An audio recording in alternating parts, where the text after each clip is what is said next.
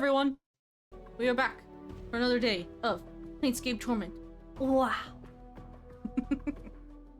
Woohoo! Resuming our life. So last time... Which one of them? We got a Lim. Right. He's right here. Chilling. Oops, that's not the one. You can see him right there. Right in front of me. Let's see if we can drag him out a little bit. Lim. I'm going to. Lim, come here! There.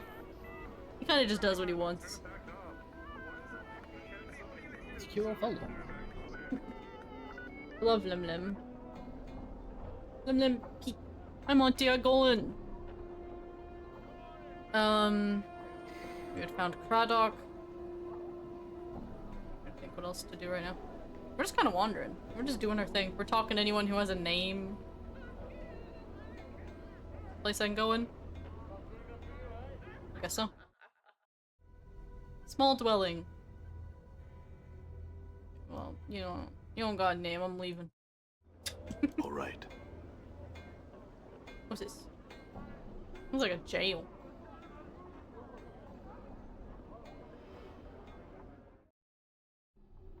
Small dwelling. We got Braskin. What's up, Braskin? In a loud, booming voice, Braskin asks, "What in the name of the abyss are you doing in my house? Leave now before I make you even more ugly than you already are." Oh, bye. Sorry. You got a big ass house. Collector. This man is draped in filthy, tattered brown robes, a long hood concealing most of his face from view. You see his eyes narrow beneath his hood, and he takes a step back. "What do you want?" "What are you doing?" "I'm looking for some damned bodies is what I'm trying to do." But you'd think the dead powers had packed up all their kip and left the plains, the way people are staying healthy and all. There was a sudden gleam in his eye. He had a pox last month, and it was a glorious time. It was bodies stinking to the high heavens and plenty of jink to be had. "Why are you looking for bodies?" He looked surprised. "Well, you haul the blighters to the mortuary. There you talk to the dusties, haggle a little, and get a few bits of jink." "And why do they buy the bodies?" "They gather the dead. It's their job. They pay us to cover more area and bring any bodies we find to them. Then they make sure that the blighters' bodies goes to the proper place so it gets cremated. They're all serious about it. Their balmy philosophy, but it just means more jink for me." He winks. "What is this place?" He frowns at you. "You're in the hive, of course. Dirtiest bit in all the sigil. Where you from, Cutter? You're from the Prime or something?" No, I had some questions. Tell me, wait. What do you mean?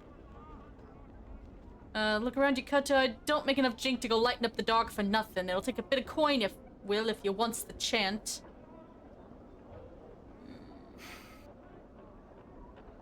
Oh wait, sorry, you said I have some for you, then how badly do you want to know it? Know what? I mean, I'm pretty heckin' rich right now. Forgot how we made all that money.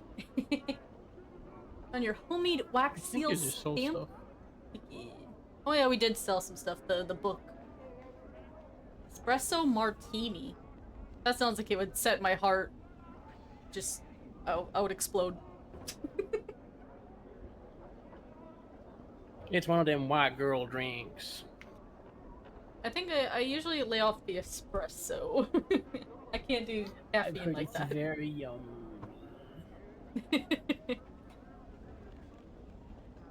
I'm sure you want a couple of coins. Scoffs. Even Dusty pay more than that, Cutter.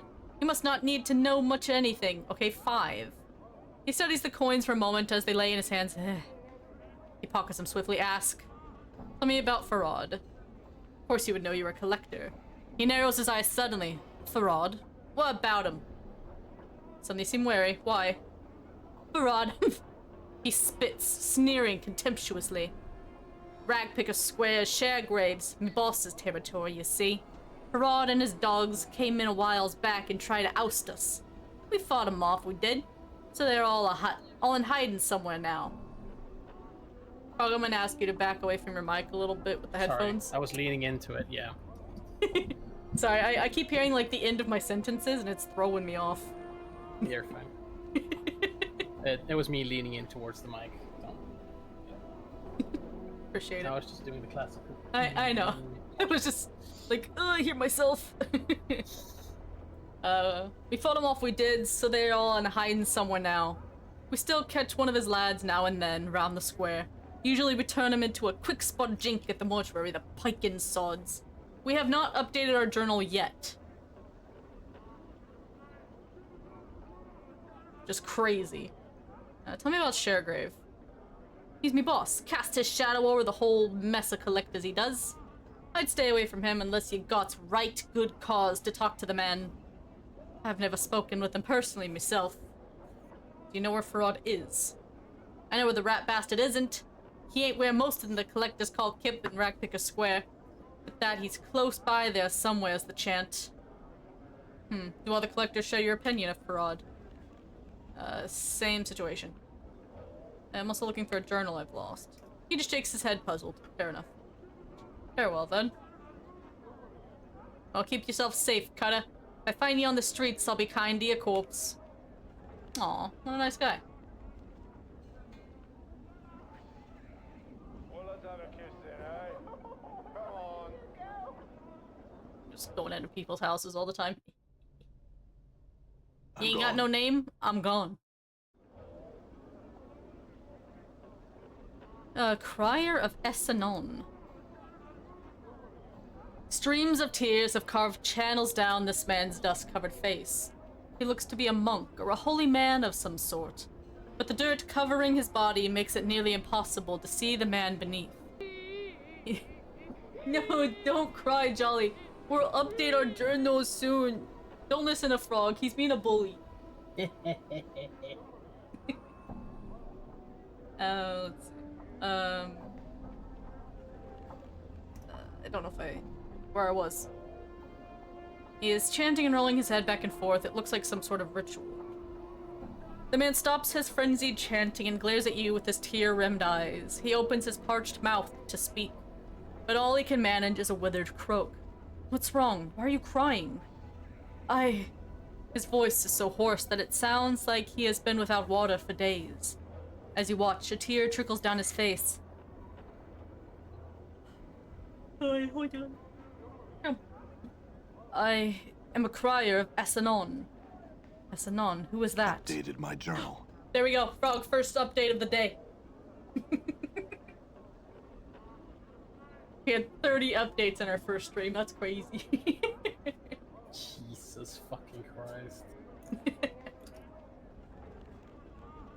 Who is Essanon? The man throws back his head and gives a rasping laugh. It sounds brutal and defeated. Essanon is not a man, but a city.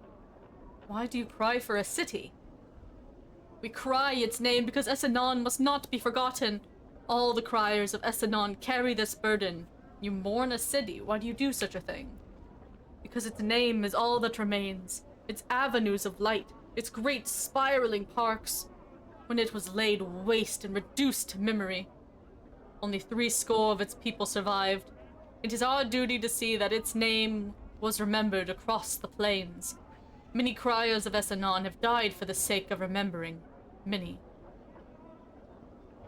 If it places you and others at risk, why don't you stop? The tears I shed, the dust that cloaks me. These things are as nothing compared to what awaits should I give up my sacred burden. We must see to it that its name is remembered. We are living memorials to its passage. Okay, if that's so, then what happens if you all die? A fresh tear springs to the crier's eye. Even his dust-caked face cannot disguise his look of despair. I do not know. We criers of Essanon cannot mourn it forever. Even now, the dust clings to our robes. The spit dries in our mouths. Our bodies wither and die. Is there any way I can help you? You are kind to ask. The crier shakes his head. Unless you can immortalize Essanon, there is no help to be had. Does it have to be you that cries Essanon's name? What if I go put it on the stone memorial thing. Remember the Alamo? Monty or Goober. Does it matter? Another man might cry the name, but then he too would die. A tear slowly forms in the corner of his eye, then begins to trickle down his cheek. There is nothing to be done. When the criers of Essanon die, so dies Essanon. What about a tombstone? The crier blinks. Tombstone? It's a stone that records a man's name, his life, and a eulogy. If it serves a man, could it not also serve a city that has died? Stones may do such things, yes. And their lifetime is much longer than a man's. If its name was carved on stone, would Essenon's memory be served? The man pauses. Would others see this name? Yes, it would be there for all to see, long after you have died. The man nods. If such a thing were possible, he turns to you. Where would one find such a stone? In exchange for some coppers, I could go seek a tombstone and have Essenon's name carved upon it. You would do this? The man's eyes water up again. You would be setting all the criers of Essenon free. But 70 of us remain, and the burden of remembering would be over after so many years. And all you would ask is some copper in return. Yes. Then you shall have it. The crier reaches into his robe and draws forth 5 copper coins, which he counts off to you.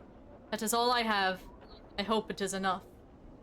It'll have to do. Alright, I'll return when I have placed Essenon's name upon the stone. My journal. Updated my journal.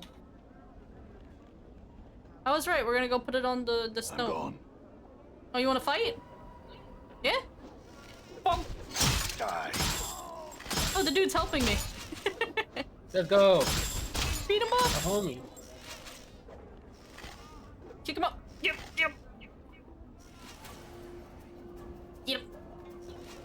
That's right, get in a corner. Bonk.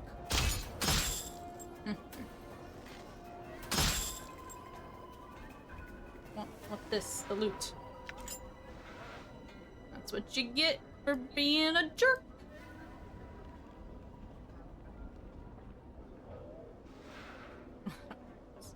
Oh, clout charm. Those are worth a good amount and very helpful, actually. Huh? What are you fighting down here? No, Lim! Protect!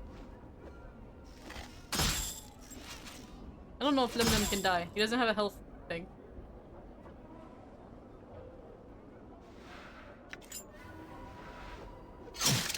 Dude, I'm getting smacked by everything.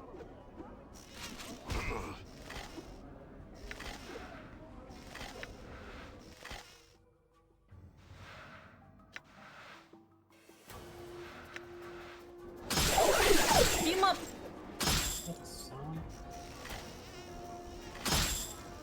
What's up? You see that? If Lim dies, I don't know what to do with myself. Am I not attacking? I'm not clicked onto both. All right. Oh, money. Oh, money.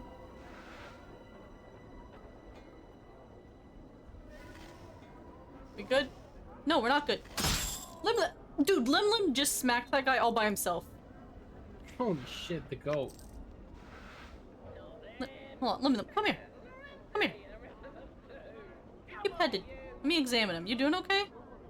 Yeah, okay. Pet. Pet him! Pet him more! You wanna fight? I'll mess you up. Alright. Talk to this guy. He's talking about... Oh no. Talon's not here, right? Don't look!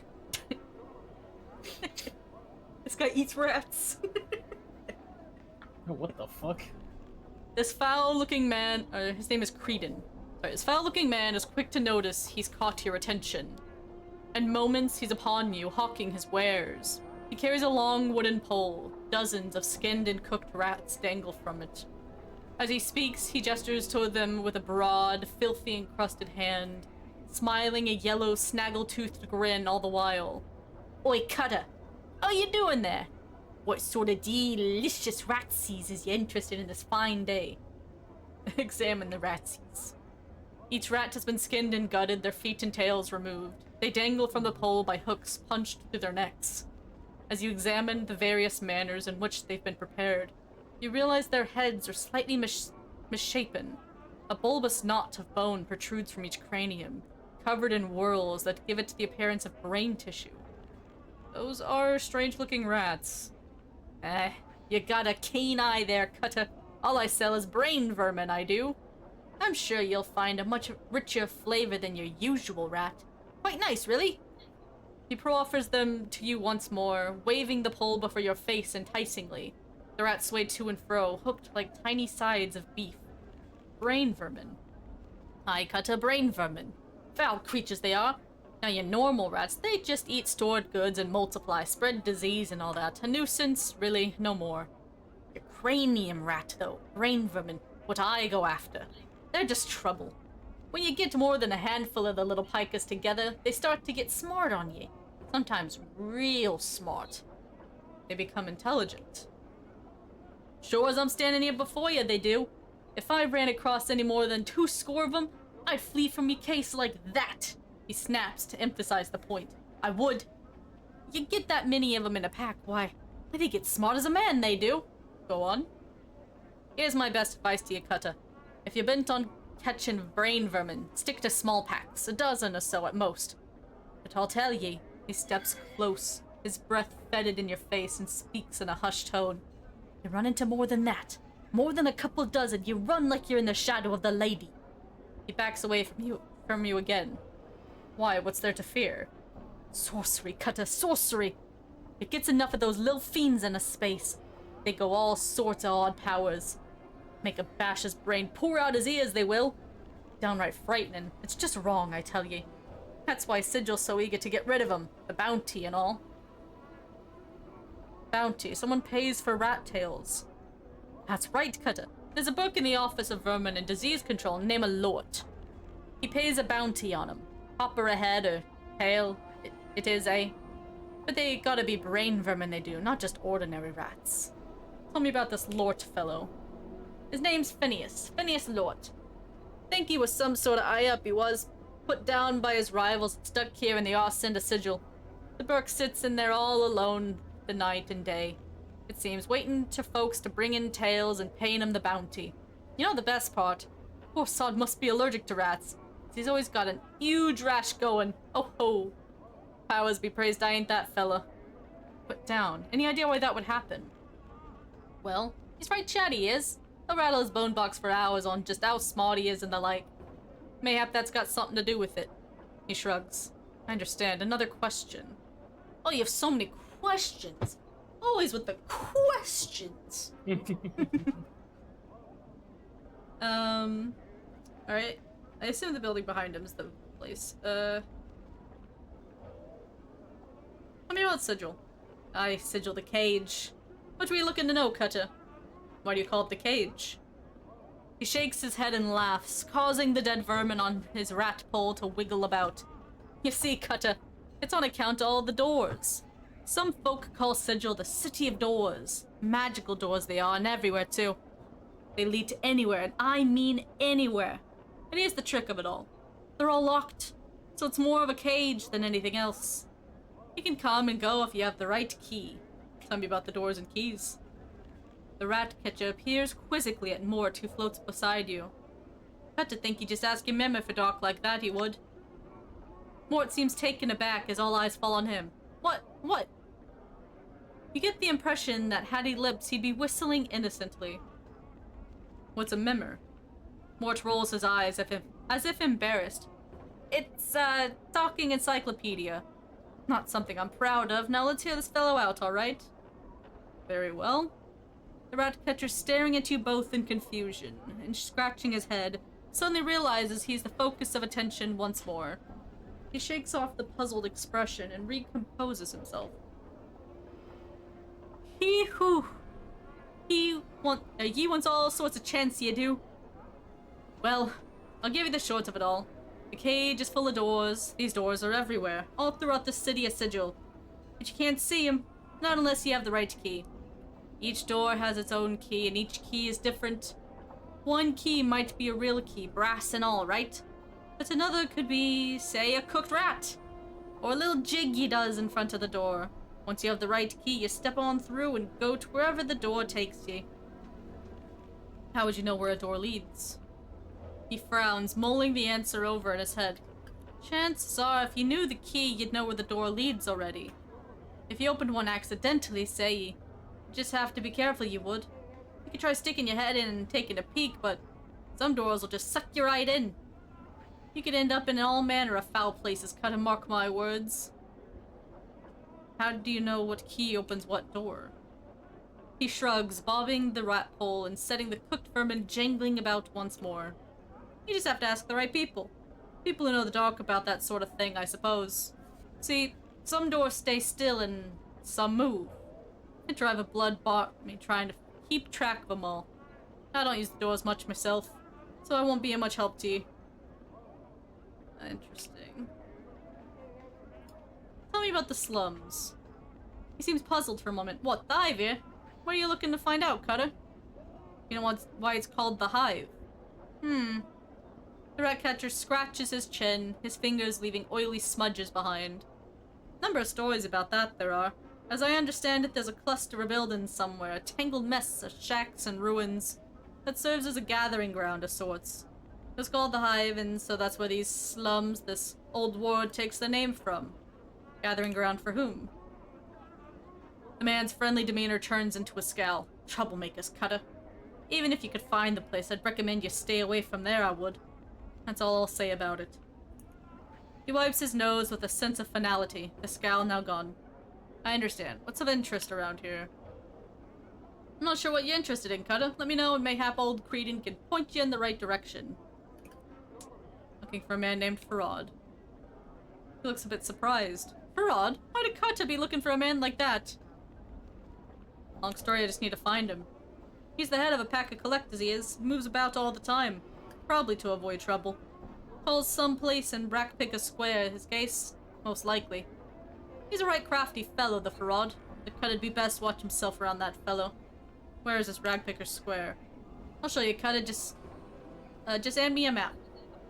The man points it out to you, leaving a large, greasy fingerprint in the process. Wait, do I have a map? I have not seen such a map yet. Mention the collectors. He nods. A burg can gather corpses and haul them to the mortuary. Dustman will pay a copper a debtor, I believe. That's not very much. 1 copper for a debtor? God damn. Collectors do this for a living. Usually looting the newly dead as well as selling the corpses, I hear. He lowers his voice and scans his surroundings quickly. But some of them help a book get lost, if you know what I mean. Wicked folk they are. Lost? Dead, Chief. Dead. I'm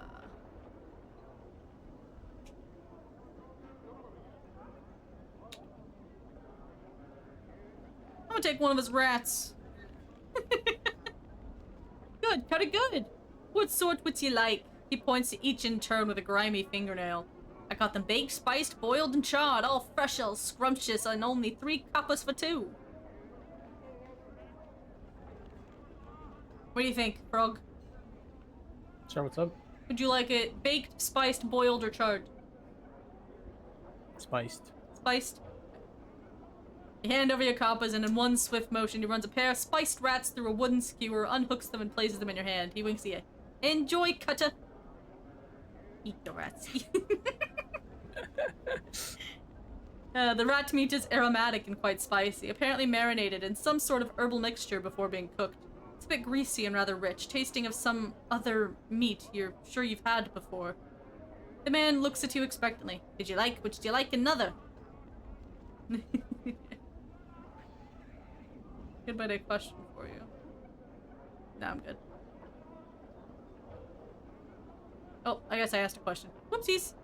Who are you? What, me? Why, I'm Creed, sometimes called Creed, the butcher of the rats. He smiles grandiosely, exposing ill-matched rows of yellow, broken, and crooked teeth. Certainly seem friendlier than most around here. Well, Cutter, I try. Result of me business, I thinks. Most folks around here are a peery and downright unfriendly lot. But I want every Cutter to know that Creedon's always got a warm smile and a piping not fresh cooked ratsy for him. He winks at you. Understandable. Farewell, Creedon.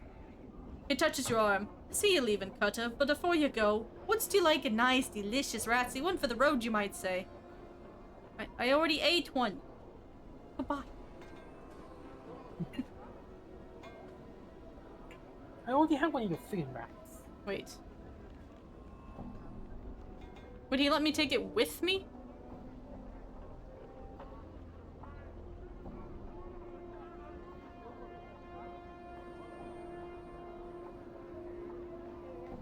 My only options are to toss it down in disgust and eat it.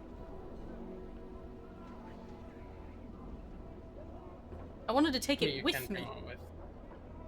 Cannot. Thought maybe it was like a key. I'm gone.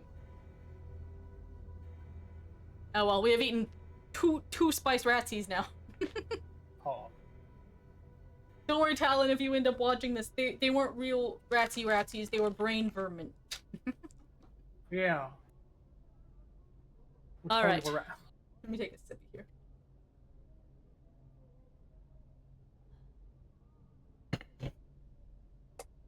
This is Phineas T. Lort the 34th? Hoping that's correct. You see a squat man with rash-covered skin and several pustules covering his face. His clothes seem to mark him as some sort of an official, but they are dirty, wrinkled, and covered with rat hair. As you watch, he idly scratches himself with his stubby fingers. Greetings. The little man shrieks and jumps startled. That's what he said. True. But clutching his heart, he takes a deep breath and pushes his spectacles up on his rash-ridden nose. Yes, and what is it that I can do for you? He scratches his nose and looks you up and down, studying your scars. I have little to nothing in the till, so if you've come to plunder the premises, this locale is ill-chosen. I'm not here to plunder the premises. Who are you? I am the respected Phineas T. Lort the 39th. 39th. I'm sorry, I said that number wrong. That's 39. In charge of this hive branch of the Office of Vermin and Disease Control. It is my distinguished privilege, he scratches his chest and puffs up, to inform you that we, in the bureaucratic sense of the word we, meaning to encompass the sigil, bureaucracy as a whole, are accepting bounties on all manner of vermin and strays that infest the... he scratches again. Fair streets of Sigil, Hub, the multiverse, and the city which sits at the center of all things. The city by which all other cities are measured. Bounties. Updated my journal. Updated my journal, Frog. Yes. That's not what I want to do. Yes. We, in the bureaucratic sense of the word we, meaning to encompass the sigil bureaucracy as a whole, are accepting tangible proof of the eradication of brain vermin, aka cranium rats, from the hive area where they have clustered quite thickly for the past many years. As a recent census of the vermin population has shown, I am empowered by the Sigillian bureaucracy to pay a bounty of... He puffs up dramatically. 1 copper common per cranium rat delivered to my branch office. That's nothing. 1 cranium rat. Cranium rats are a species of vermin that become more intelligent the more of them are in close proximity to each other. 1 cranium rat alone is but a nuisance that chews at boars and burrows into food. But 5, 10, or more, and their intelligence grows until it surpasses even the intelligence of one such as myself. Scratches and sniffs disdainfully. I imagine that 2 or 3 cranium rats might be enough to outwit you, sir. Another comment like that and you'll be wearing your ass as a hat. Phineas blinks. Your appearance seems to sink in at last. I withdraw my most inappropriate comment, especially in light of your recent assertion of dominance and physical superiority in this social situation. Damn right. How many cranium rats are in Sigil? More than enough to last a bounty hunter a lifetime, perhaps several. Some other questions. And what your questions would be? How did someone as illustrious as you end up in such a place? Well, it is quite an epic tale, you see. I was born here in Sigil. What's this?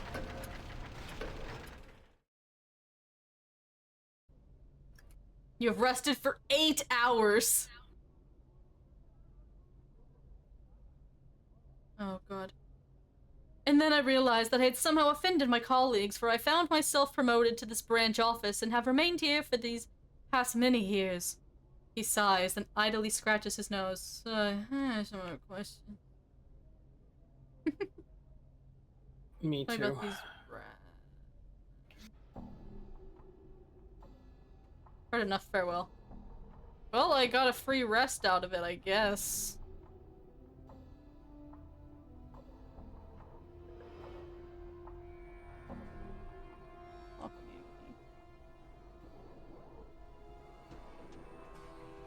I mean to get mad if I looted that, so.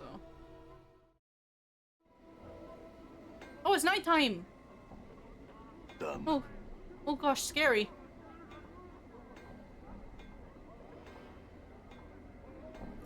Oh, good.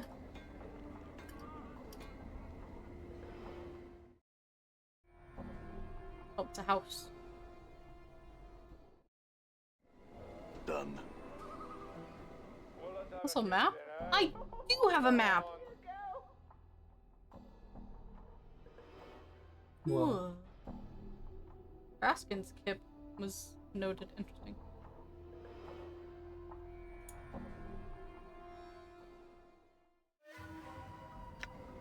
Huh? I can be attacked while I'm in the map. Did you see that? What the?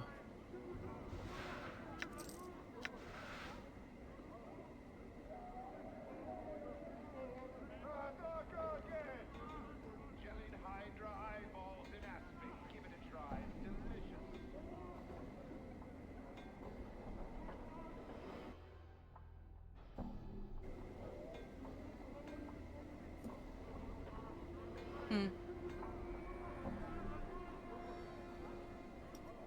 Can I fast travel to things? Probably not. Oh, you wanna fight me, huh?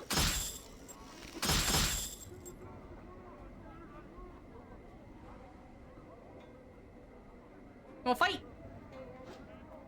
I got a hammer! Did you see that?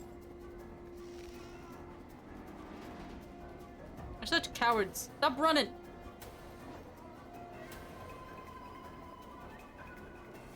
Come here!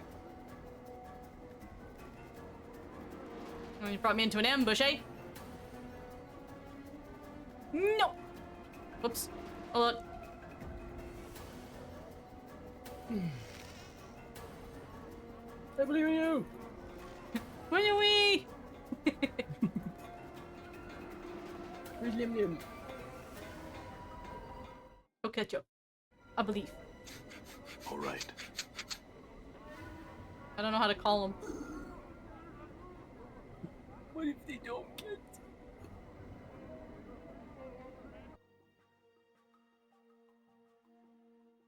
I don't have them as like a thing I can click or anything. You could pick him up, yeah? I'll go back. I'm gone. Operation Save Liv Lim. Well, he wouldn't just be gone, right?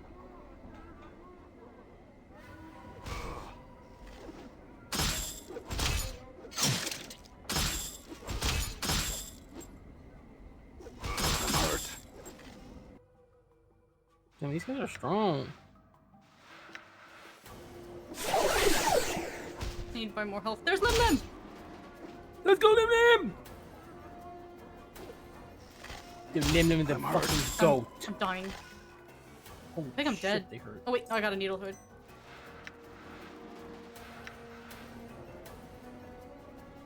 Yeah, run, coward. Done. Lim Lim doesn't give up though.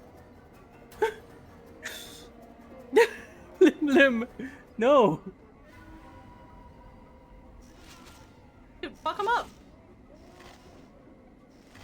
Eh. Eh. Oh my god, you're Like I accurate. can't hit him. There we go. Dude, Lim Lim! You got a compass? Oh, I clicked into a new area, I guess. Done. I do not want to go into the alley of dangerous angles. All right. Alley. That looked very scary. Alley. Scary alley. Lim Lim.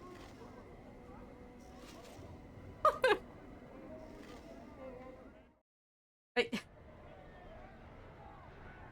have to catch me first. I don't even know what he said. I'm just running. Good job, Done. Lim.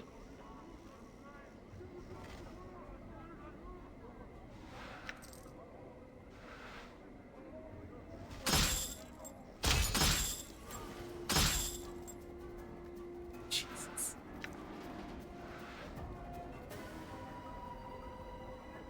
Come on in, Basher. We have the best planes in town.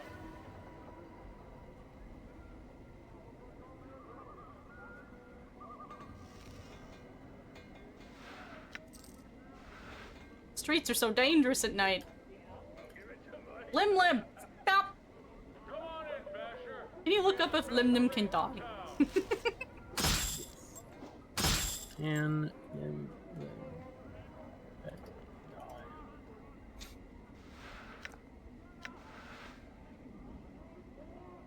No! They can. See the shine on that? See the edge on it? I tell you what, cut it out of I can't look at their Actually, health. The Lim Lim can be killed if brought to the This Fortress is of probably Regrets. the worst place we can be. Okay, so we can't just die to enemies. Doesn't seem so. Alternately, a character named Maris. Maybe I should. They use a special item to turn Lim Lim to stone. Yeah, don't spoil me. Yeah, nothing else.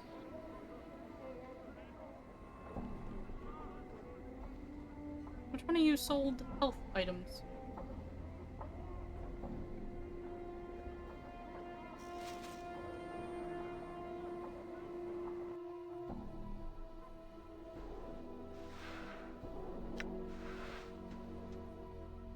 Wish I could buy the clot charms and get needle and thread.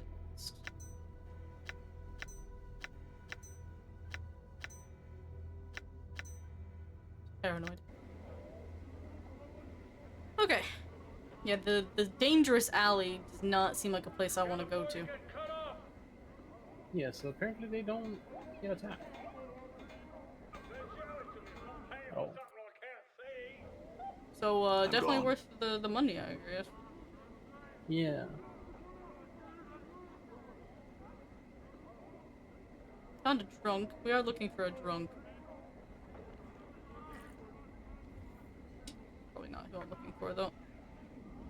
They'll have a name.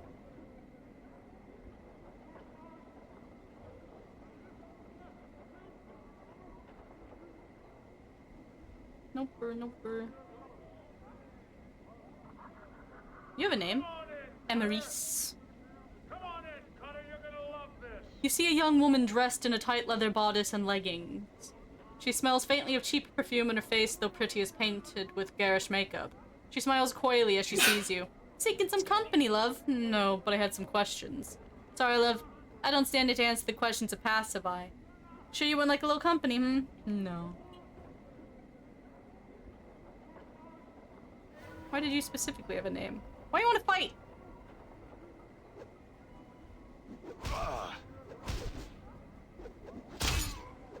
I'm hurt. Oh, I almost died.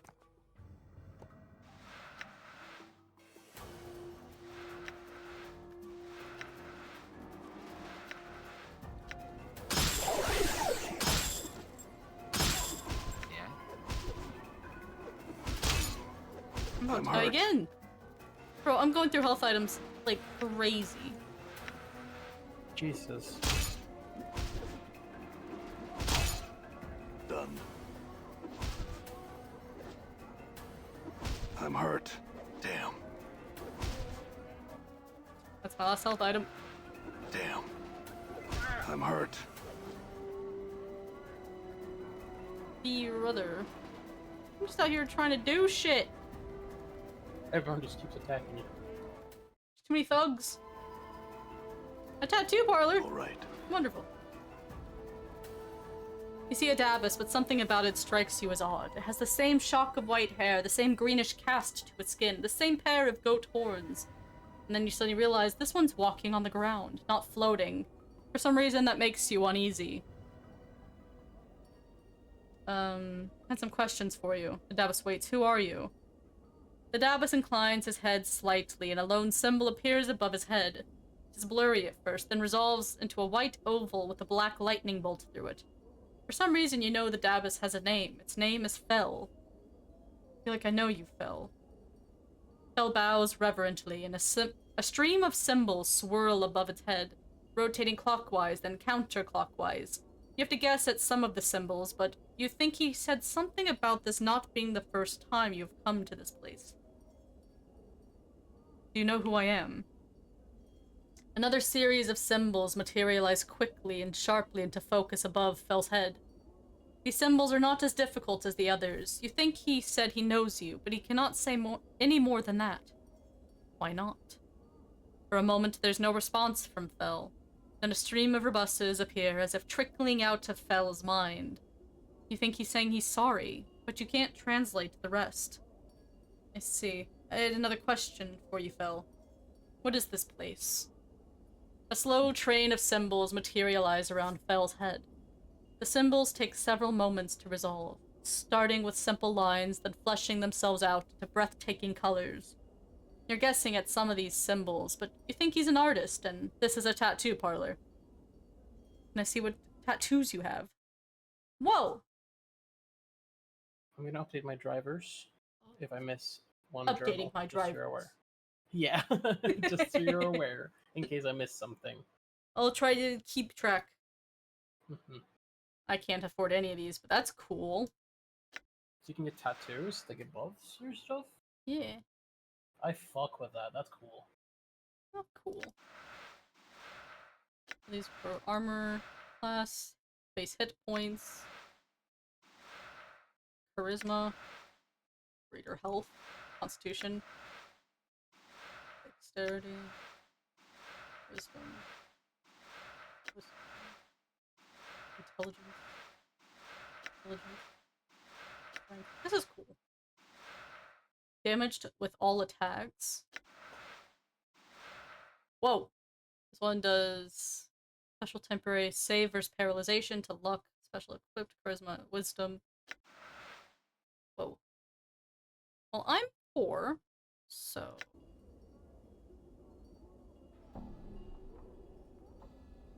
Questions. I feel like I know you, Fel. I already asked that. What lies beyond that curtain, Fel? A caravan train of symbols slowly materialize around Fel one by one. You think he is saying it is a gallery of some sort. A gallery of you. The next part is difficult to translate, but you think that Fel is saying he is sad for you. Sad? Why? Another caravan of symbols forms around Fel, this time forming a circle. He says something about you being marked and tormented. Torment? There's another section you cannot translate. Then the last portion seems to be something about you enduring pain. What do you mean? A long string of rebusses appear above Fel's head, then surrounds his arms like manacles. He seems to be saying he admires you for enduring losses. Go on. A long string of rebusses appears above Fel's head, then falls, covering him like a cloak. He seems to be saying these losses cover your life. And your other lives. You're not certain what the other symbols surrounding this message mean, however. Is there anything else you can tell me? A brief series of paper-thin rebusses appear in an orderly row next to Fel, then vanish into glowing motes. You think he just warned you to not sign anything during your travels. Oh, you mean like death contracts? I didn't finish signing. Very well. Another series of rebusses appear, forming a spiral. They have the texture of a question about them. You think he just asked you if you feel whole. And the origin of the chainsaw was a surgical birth. Thank you for that, Sai. Truth. I don't, in fact. Ever since I woke up in the mortuary, I feel like something's missing. Something inside. Fel nods, and a series of symbols materialize in a halo around him. You think he's telling you to be strong, to keep faith. I'll try. I had some other questions. Say we met before, Fel. Do you know how I died? Fel does not respond for a moment. Then slowly, menacingly, 3 symbols materialize above his head, each of them casting a long shadow. Long shadows. You think he's saying something about shadows. Is that kind of like the collectors, like Sharegrave and Farad and stuff? Shadows. The three symbols swirl about each other, each leaving a faint black misty trail about them. They take on a ragged edge, like teeth and talons, and multiply. 3 split into 3, then into 3 again, until the entire room seems covered by a swarm of shadows. He seems to be saying that you were killed by many shadows. Why? The shadowed symbols swirl into one that dissolve, to be replaced with a simple symbol. Phil doesn't seem to know why. What can you tell me about these tattoos on my body? Phil studies your body for a moment, walking around you. He mirrors each symbol as he examines it, then returns to face you. From what you can make of his floating symbols, he's saying the tattoos are not his.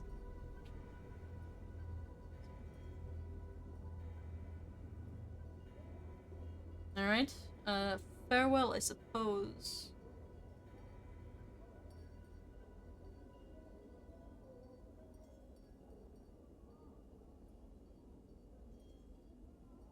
Ugh. Human skin has been stretched across these wooden frames. The skins are covered with tattoos. Yeah. Wonderful. Thank you for that. Looks different almost every time I see someone playing it because how much the gameplay and art style varies. Huh.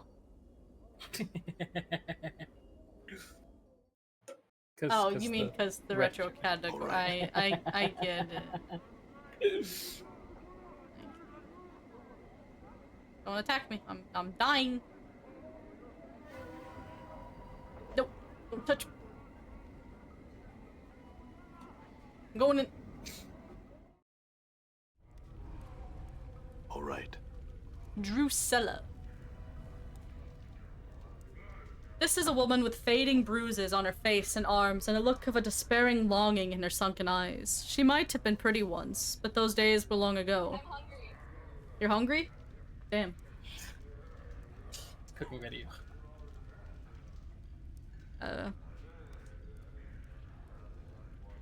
Distracted. Okay, she turns slowly to face you. Life pours into her features and a spark of sardonic light that dances in her eyes. Now makes you wonder if your eyes were deceiving you. Welcome to the smoldering corpse, scarred man. Who are you? I am Drusilla, and you must be clueless. Don't ask me how I know that. It just shines off of you. Clueless? I think not.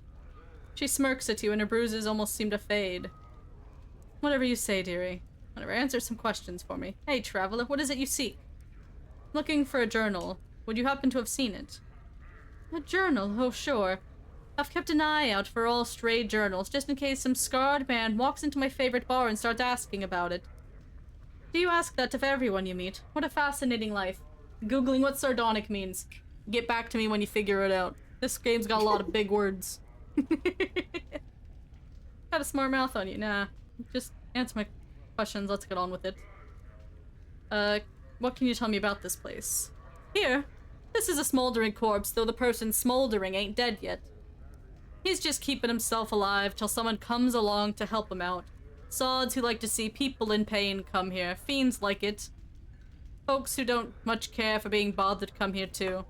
The name alone keeps out most of the Burks. Means grim mocking, sneering tone to speech. Indeed. Noted. Thank you. Who is he anyway? Frog, I updated my journal. That despair you saw on her face before flits across it again like a black-winged shadow before she masters herself. That's Ignis. It is now updated. Updated my drivers. Updated my drivers. Sorry, I'm chronically yawny. I relate a lot to that. It's Ignis. Nearing tone of speech. Oh. I already sent. Yeah, but I didn't hear that because I was updating my drivers. One of the greatest wizards ever to come out of the slummy excuse of a cesspool.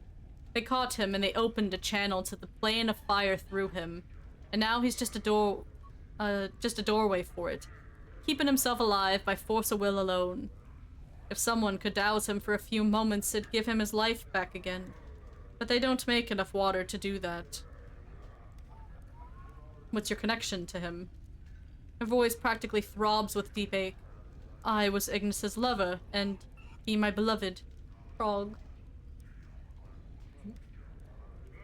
Can you watch your shorts on your computer through your headphones? Oh, I didn't know it was that loud. It was very low. It Yeah, catches. interesting. Okay. Sorry. I just get very distracted. Or that works too.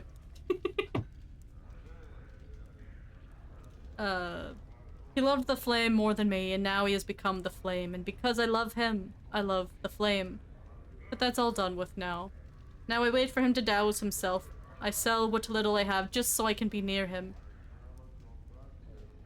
Oh.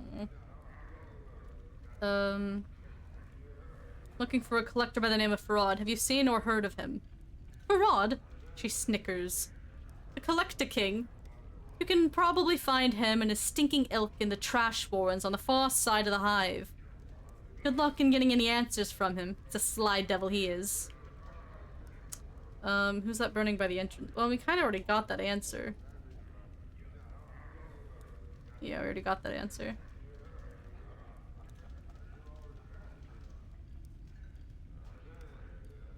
Not as dead as the mortuary, though. Hello, Ignis. This crackling, billowing creature twists slowly above an iron grill. I also am above an iron grill. Upon the floor of the bar. It may have once been human, but now its skin is charred beyond recognition. Streams of fire form a wreath around the creature's body, and the flames lick at the few remaining pockets of flesh, causing them to bubble and run like wax down the creature's skeletal frame. Examine. The heat surrounding this creature is incredible. To your surprise, the iron grill the creature floats above has sagged and bent from the heat. At first, you thought the heat came from the grill, but now you realize it emanates from the creature. As you watch flecks of ash drift from the writhing corpse and slowly float slowly to the ceiling. Greetings? Thing makes no response. It writhes slowly within the flames. It lives, but it does not seem aware of anything other than the fire that surrounds it. Its skin is flame. Its heart is flame. And you know within some shadowed corner of your memory that this thing is dangerous. Leave it alone, then.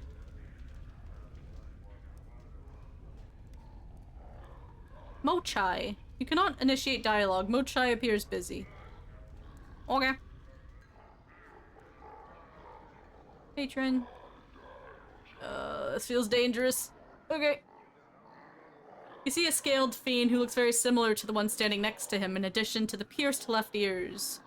Both are black-hued and reptilian, with bat wings tucked against themselves. This one has a small scar under its left eye. Greetings, old comrade. Just truly a joy to see you again. Again?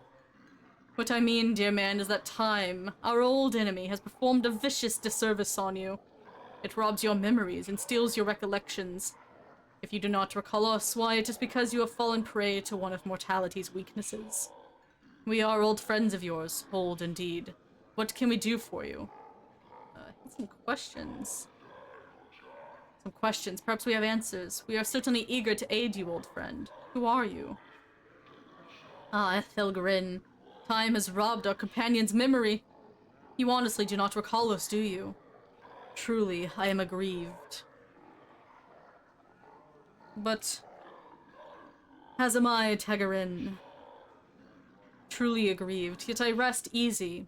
It has, after all, been many hundreds of years, and we know how the minds of mortals tend to dissipate with age.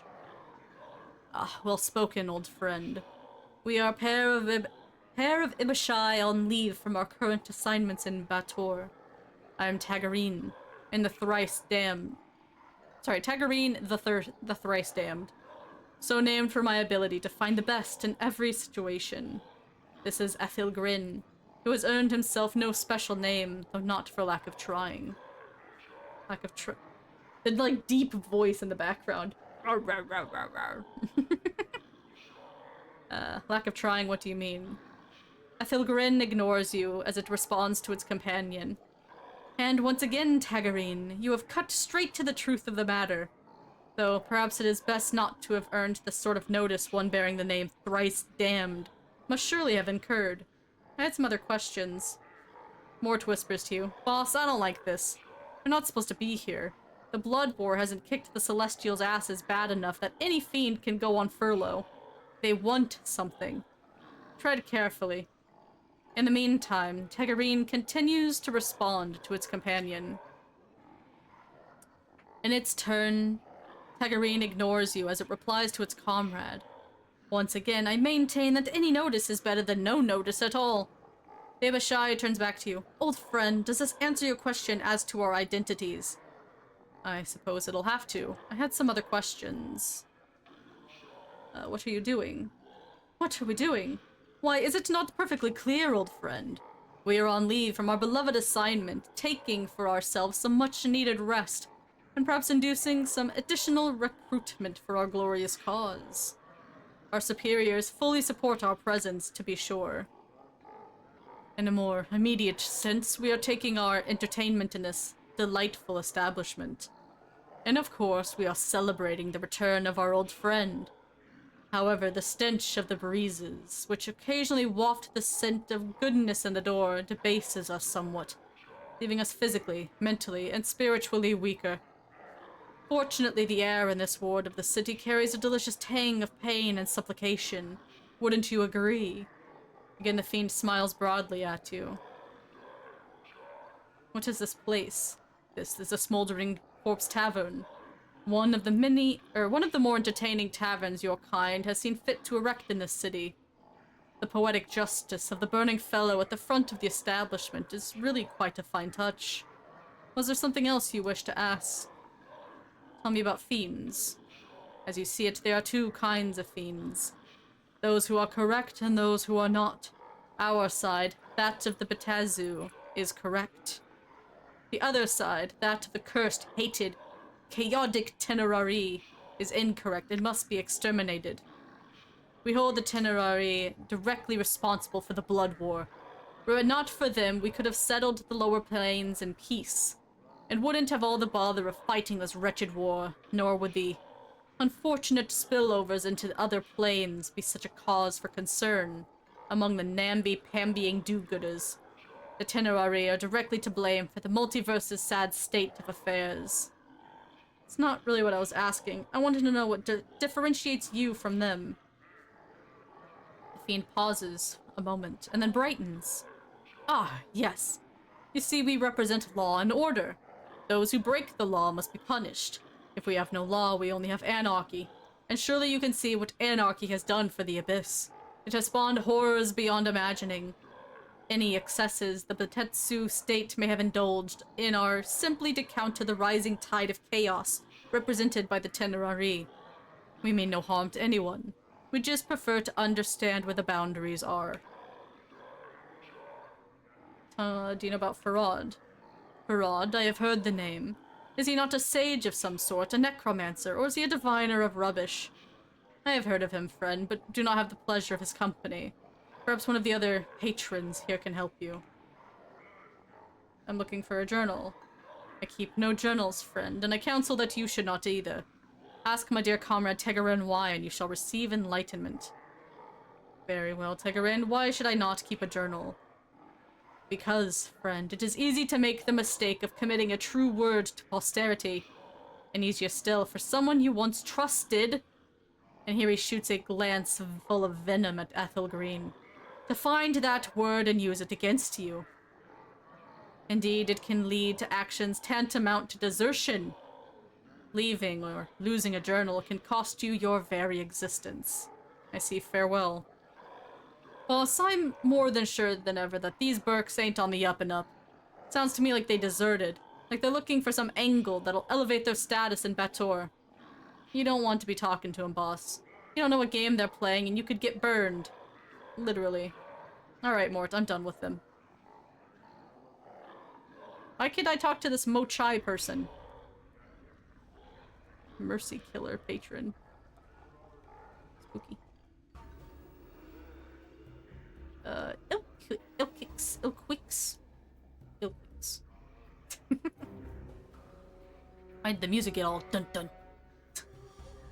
You see a short, rotund man with a perplexed expression on his face. From the lines on his loose skin, it looks like it's not too uncommon.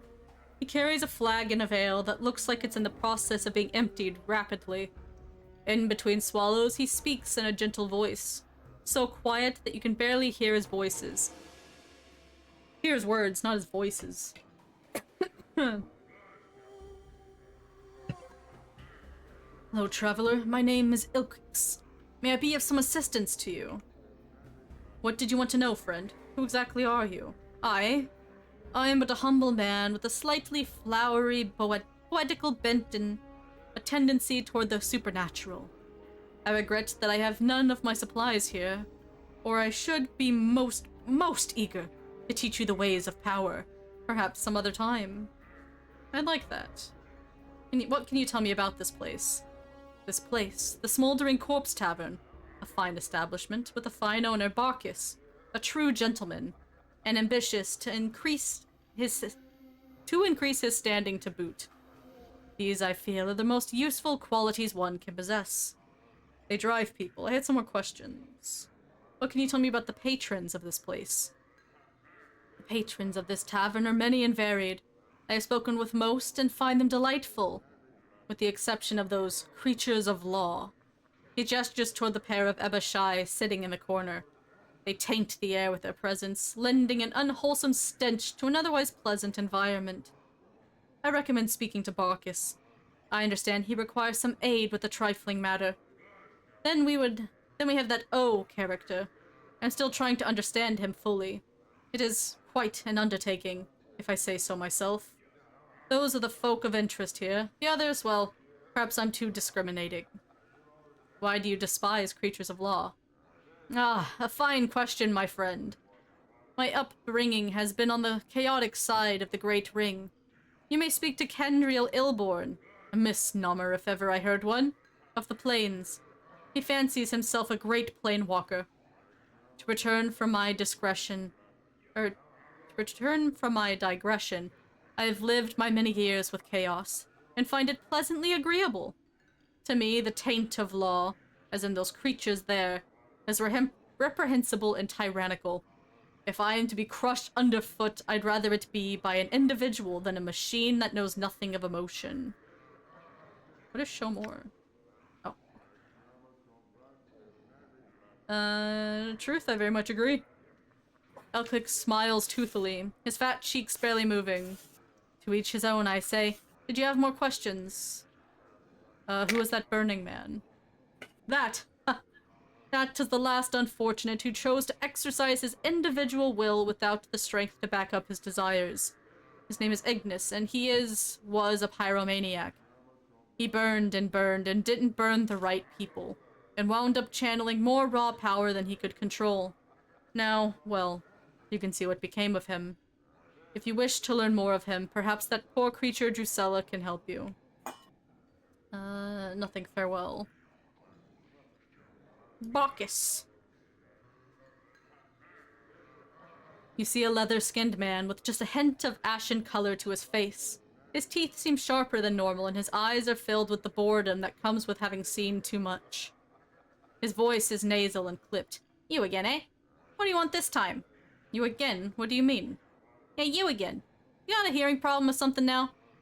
You was in here about 15 years ago, got all bubbed up, smashed up the place, and left a pile of coin that wasn't enough to pay for the damages. So you plucked out your own bleeding eyeball and tell me you'll be back to reclaim it when you've got 200 coins together. With 15 years of interest, you got about 500 coins. You got the jink, pal? I got your eye. 500? That's ridiculous. He pauses for a moment, considering. That it is. Tell you what, give me 300 and the eye is yours. I still can't afford it. Then you're not getting your eye back, makes sense? Come talk to me when you got the jink. 300 for my eyeball? Man. That shit expensive. I got 138. Well, I have some other questions then. Who are you? Me, I'm Bacchus, owner and keeper of this place. What is this place? Didn't you see the sign out front? Didn't you see the Burke burning over the furnace when you came in? It's the smoldering corpse cutter, best damn bub house in Sigil. At least, it's the best damn bub house in this part of the hive, which makes it one of the best in Sigil. Hell, they got fancy places with plants and such in the ladies' ward, and they got fiendish taverns salted around the rest of the hive. But none of them got the character of the smolden corpse. Who was the corpse anyway? Him. Ignis. He used to be a flame wizard, burned down piece of the hive, and got himself scragged by a bunch of other mages. You want to know more about him, go talk to Drusilla over by the door. What can you tell me about the patrons here? I don't make it a point to interfere with the lives of the people who give me their hard-earned jink unless they ask me to. So, over there's Kandrian, Planewalker. He's a good one to talk about, good one to talk to about any plane-walking questions you might have. He's been pretty much everywhere. Down there is Ib Creeknees, an old harmonium basher. Don't hold that against him, and a tout. He's got a good heart in him, and he knows Sigil up and down. Them fiends over there are Ethilgrin and Tegarin. Word of advice? Don't deal with them. Oh, hello! Thank you for the raid, 6. Hello, Harrison. Hello, Rinu. I hope you had a good stream. 6 on Twitter has Hey, Freddy. led cool cats to the senden. Welcome in, Raiders. Welcome, welcome. Enjoy the story time. We're just playing some Planescape. Which means my throat will be killing me by the end of stream. But it's a nice cozy place to rest your head and get a story read to you. Oh, where was I here? Here. They might be low rankers in the fiend hierarchy, but they're still fiends. Then you got Ilkix over there, not trustworthy. Whoa, thank you. You lost your ball in the tall grass? Well, there you go. The kitty just found your ball for you. Some mercy killer's looking for some poor sod. Dakon, the Gith Zerai, is a mystery to me. Don't know much about him. He don't talk much. Finally, you interested in earning some free bub? Yeah. There's a bubber over against the far wall, hanging about in the shadows, who's been trying to work up her courage to slip out without covering her tab. I want you to make sure she don't do that. You do it, you got free bub here for life. I'd rather get my eyeball back, but sure. Have we asked all our questions? No. We'll do that. Looking for a journal. A journal, paper and words. Friend, that sort of thing don't get much stock down here in the hive.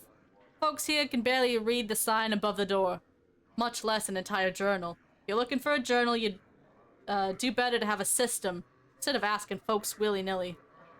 Thanks for the unasked advice. Damn. Farad. He turns and spits on the floor.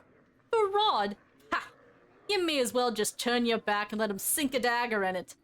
Though from the looks of you, you already have. If you're dead set on finding Farad, pardon the pun, talk to Eb Creeknees over there. You would he should know something of value. Alright, I'll do that. Eb the old man, my thanks. Or is this the one that's trying to slip out? I can't talk to that. Oh, there we go. Finally. You see someone dressed as a female dustman with a half-empty glass in her right hand. As you near her, she calls out to you. You. Over here. You notice there's something wrong about her, and your exposure to the dustman leads you to believe that she's just too lively to be a real member of the faction. Approach her. Hey, Cutter, buy a lady a drink.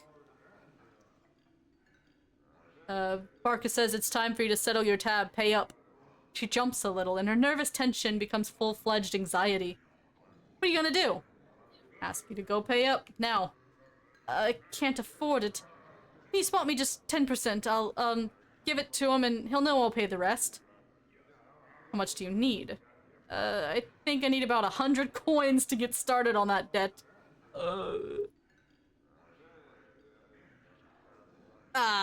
Can't think of another solution? Another way to pay, ha! She smiles sadly. You could always, kill me. Good, but I'd rather find another solution. She looks at you for a moment longer, swaying where she stands, and then says, alright. Did you want something else? Yeah, answers. You're not really a dustman, are you? She looks around nervously and seems to sober right up. Why, would you say that? Well, because you don't act like a dusty, and you're not offering contracts. In fact, you're talking money instead of giving it out for that corpse labor they do at the mortuary. She stifles a squeak of terror and hastens to explain. No. I'm not a dustman. I just found these robes in the street, and I didn't have enough money to get good clothes, and I, heard there was a dustman thief around, but you could probably find him somewhere else in the southwest part of the hive. I saw him, but I hid from him. Please don't hurt me. I'm not planning on it. You ought to know that you're not pulling it off too well. Answer some more questions. Yeah, who are you? Me? I'm Mochai. I just like to, drink here and, she loses her train of thought momentarily. I'm just a person, you know? Alright. I really need you to pay your tab. I can't deal with that. That's not my business. Who are you? Dakon. The man before you is old. His dry, yellow skin has the scars of one who has traveled everywhere and never rested long in any one place. His pinched face is inhumanely angular, and his ears sweep out from his skull, tapering to points. He wears a loose-fitting orange tunic, and a strange, shimmering blade is strapped across his back. The blade looks to be a two-pronged glaive, made of some metal whose surface swirls like a film of oil on a pond. Wicked. The man turns to you, his eyes like polished coal. He stares through you, and for a moment you wonder if he might be blind. The weapon suddenly turns a dead, flat black, mirroring the man's eyes. Are you all right? Hail, traveler. Oh. He says nothing for a moment, merely searches your face with his eyes. Hail, traveler. His voice is quiet and somber, like a wind whispering through the branches of a great tree. Your Hail. eyes are the weight of one who has traveled far to be in this place. As he said, the man meets your gaze, his eyes burrowing into yours. His weapon drains of its black color. Presuming it's shimmering, you noticed before you spoke to him. You can say that. The man's gaze does not waver from yours. I am known as Dakon. The emphasis he places on the word known strikes you as odd, yet familiar at the same time. You are not known to me. I am a visitor to the city. Dakon is silent for a moment, still studying you with his coal-black eyes. The planes number many infinities, yet you are here. I would know why you have come to this city. I'm looking for answers. I have many questions. Speak your questions. I will hear you. Your features are unfamiliar to me. What are you? A Githzerai. Githzerai. A Githzerai is one of the people.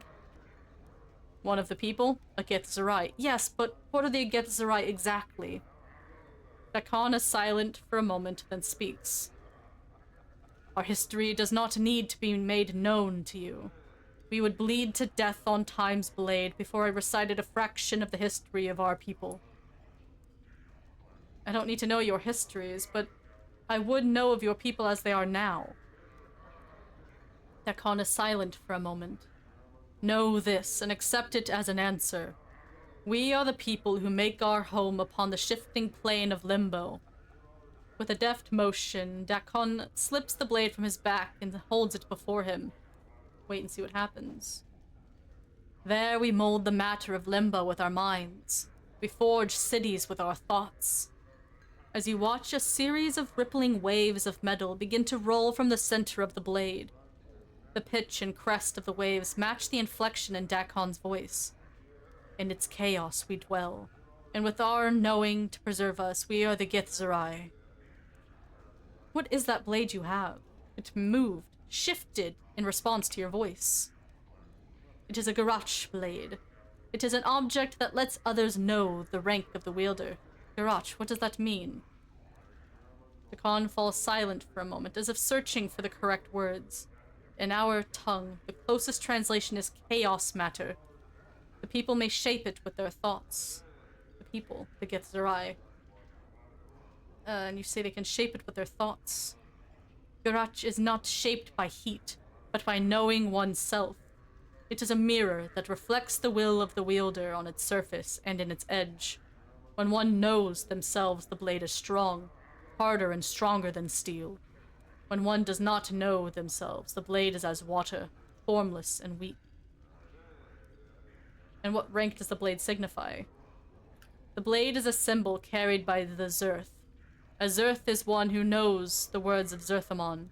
In knowing the words of Zerthamon, they know themselves. Zerthamon founded our race. He knew the Githzerai before they knew themselves. He defended the people. He gave them one mind. What can you tell me about this city? It is known by the name Sigil among the people. It is known as a city that does not know itself. Does not know itself. What do you mean? The city exists, but it does not know itself. And not knowing its existence is flawed. You speak as if the city is alive. It may not be aware and know itself in the sense that you and I might know ourselves, but it lives. It grows, changes, and touches the minds of all that live here. Why did you say the city does not know itself? The city exists in opposition to itself. It has set itself apart from the plains, yet it seeks to be everywhere at once. Its walls are doors, yet it keeps these doors locked. Such an existence tells of a thing that does not know itself. And not knowing itself, it is flawed. Ooh, we got a lot of answers.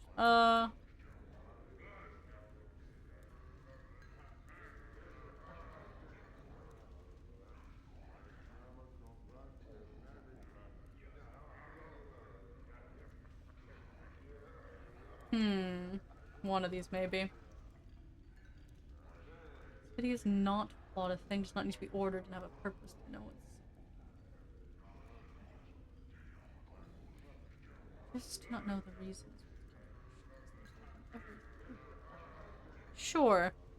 Alright, what if the city is not flawed and you just do not know the reasons for its contradictions? There is order in everything. Perhaps there is an underlying pattern that you cannot perceive. To your question, a question. What if the city is flawed and you see its contradictions all around you?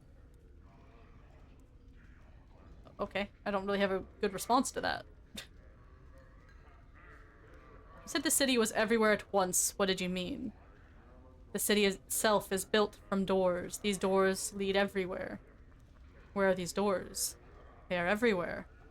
The Khan falls silent for a moment.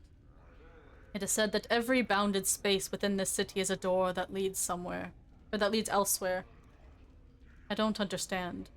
Imagine the door to the smoldering corpse bar. Remove the door. The frame remains. The space within the frame is still a door. But I walked through the door to get in here. It's just an open space. Many are the doors you never see. You may pass through them as if air and not know them for what they are. They are closed to your sight and touch. And these invisible doors are everywhere in Sigil. It is said every bounded space in Sigil is a door. It is not known for certain. Doors move, doors change, doors disappear, all are locked. The doors remain as air until you have the key that opens them. When you have the key, the door will make themselves known to you. How do you know what the key is? Every door has a different key. Some keys are known, others are not known. Okay. You seem to place a special emphasis on knowing. What do you mean? All things, whether structure or flesh, their existence is defined by their knowing of themselves. And if a man does not know himself, when a man does not know itself, it is flawed. When a mind is flawed, the man is flawed. When a man is flawed, that which he touches is flawed. The Khan pauses. It is said that what a flawed man sees, his hands make broken. Do you know yourself? The Khan falls silent. His coal-black eyes take on the same distance that you noticed when you first spoke. I ask again, do you know yourself? When Dakan speaks again, his voice has changed. His words echo like a great stone dropped into a chasm. It looks like he's forcing the words from his chest. It is not my will that you know this.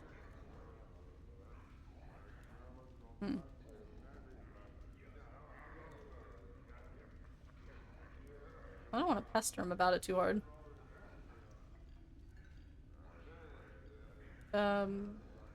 You know of a man named Farad. I am told he knows something about me. That one is not known to me. What about my journal? Okay, such a thing's not known.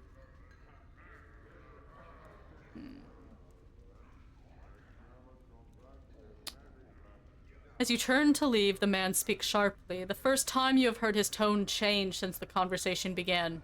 Hold. The man's voice levels out. This city is not known to you. I would travel your path with you. Pulsers? I accept an extra blade would be welcome. Path is mine. Let's freaking go! We got another party member! Wicked.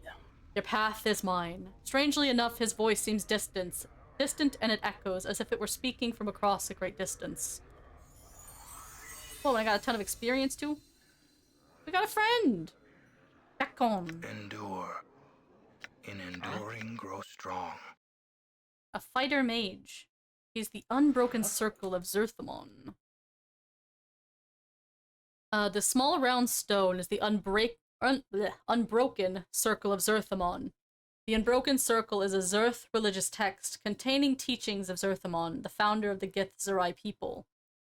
The circle is made up of a series of interlocking circles that fold out from one another, depending on which branch the reader wishes to follow in the path of teachings. It is said that some Zerths spend years poring over the combinations of the plates, looking for new significance in the teachings. Dakan seems to use the text as a means of focusing his spell-casting abilities, for he pores over the tablet occasionally, memorizing the words. Oh, I can click use on it. Can't figure out how to unlock the plates, however. Leave it alone. I hear your words. What? And then a whispering flask invokes aid. I keep reading Githzerai, but I'm thinking of like the Githranki from like Baldur's Gate. Yeah. Wrong Gith. Whispering motes. Healing powder. Honk. Anyway, freaking sick. It's got Thaco! I don't understand Thaco. Very cool, very cool.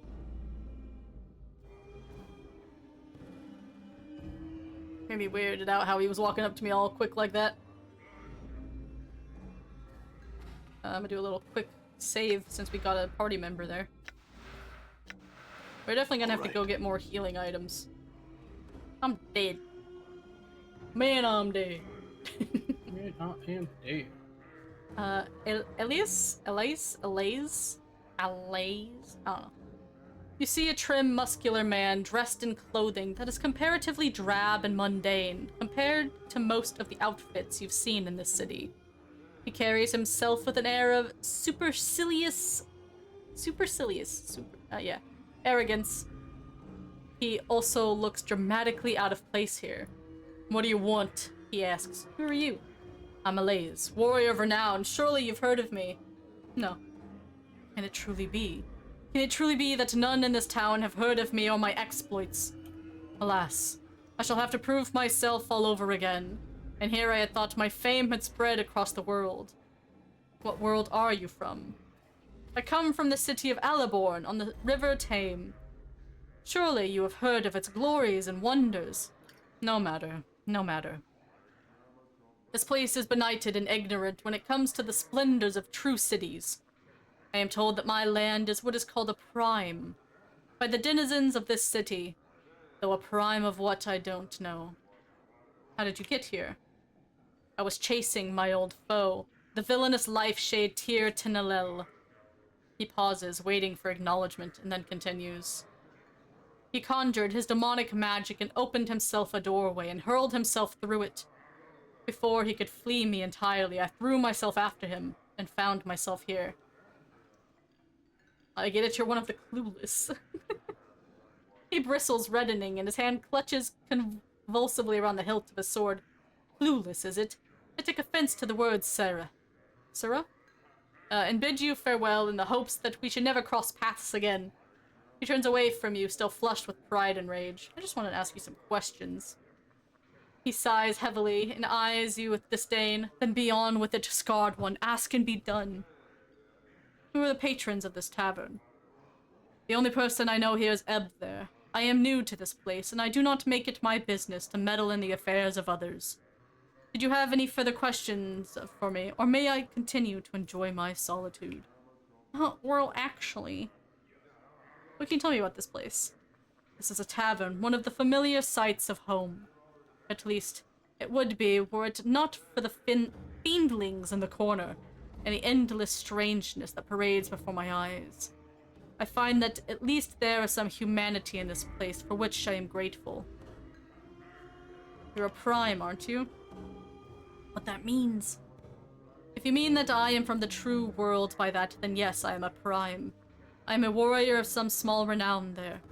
And while I may not know all the loopholes of this new land, neither would I call myself clueless, as some of the local varlets around here have done.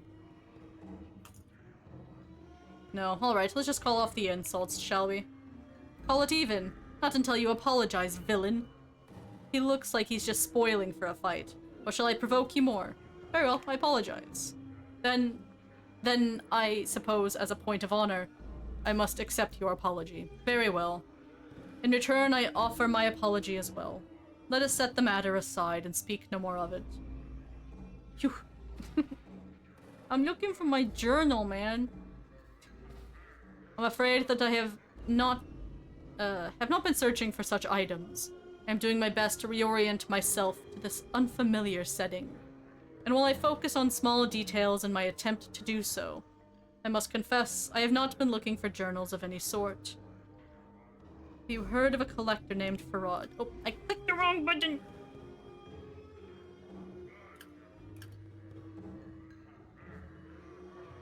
Why is he all angry at me? We apologize. We sorted stuff. I already apologized! Whatever, gotta apologize again, I guess. He appears entirely shocked, as if the notion of apologies is alien to him. You wish to apologize, that's what I said. Yes, we've been through that. Anyway, Farad. Farad, collector. These are names and terms unfamiliar to me. But I should hear them mentioned in any other context. Or if I should hear them mentioned in any other context. I shall certainly remember your face. Indeed, I could not forget it. Thanks, farewell. Ebb Creeknees. I think that's the last person to chat with here, maybe? You see a slightly stooped old man with a full gray beard and a lion's mane of gray hair. He wears a couple of shoulder guards as armor, and he keeps a helmet nearby. He smokes a pipe and carries a pouch of tobacco around his waist. He looks pretty strong.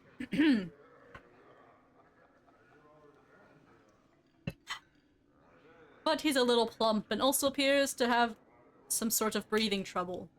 Well, now aren't you a sight, lad? Never have I seen so many scars blanketing a fella. Like a scar cloak you're wearing. Where you been? Hanging out in a grain thresher? He laughs. Oh, I'm just jesting with ye, lad. No offense met, and I hope no offense taken. I'm Ebb. He extends his hand. Greetings, Ebb. His handshake is firm. Now, I hereby tender my apologies for the unfair jesting, lad. Hope no hard feelings. Can I buy you a tankard or two of something to smooth any ruffled feathers? Why not? That's the spirit, lad. Bide a moment. He rises to his feet and heads to the bar. After a moment, he returns to his seat with a pair of tankards. Here you go, lad. Drink up. He takes a massive swallow from his own tankard, puffs on his pipe, and says, What can old Ebb do for you on this fine sigil day? Question time? Oh, well, I gathered that. Just to look at you. I mean, you don't look like you're from around these parts, lad. You look a little too out of the sorts to be a seasoned native. Ebb chuckles, then takes another drink. So what can I help you with, lad? You need to know the lay of the land? Ebb winks. Well, who are you? Ebb Creakneys, third measure of the harmonium, now retired and being a tout with one's voice since I don't step as lightly as I might these past 2 or 3 decades, he chuckles. Now, lad, who be you? And what trouble might you be in? Third measure of the harmonium. Ebb puffs up slightly in pride and gets a semi-stern look on his face. Aye, third measure of the harmonium. He relaxes a little, though I haven't served a tour of duty in many a decade. Pushing a quill wasn't quite up my alley after all the fights and skirmishes I've been in.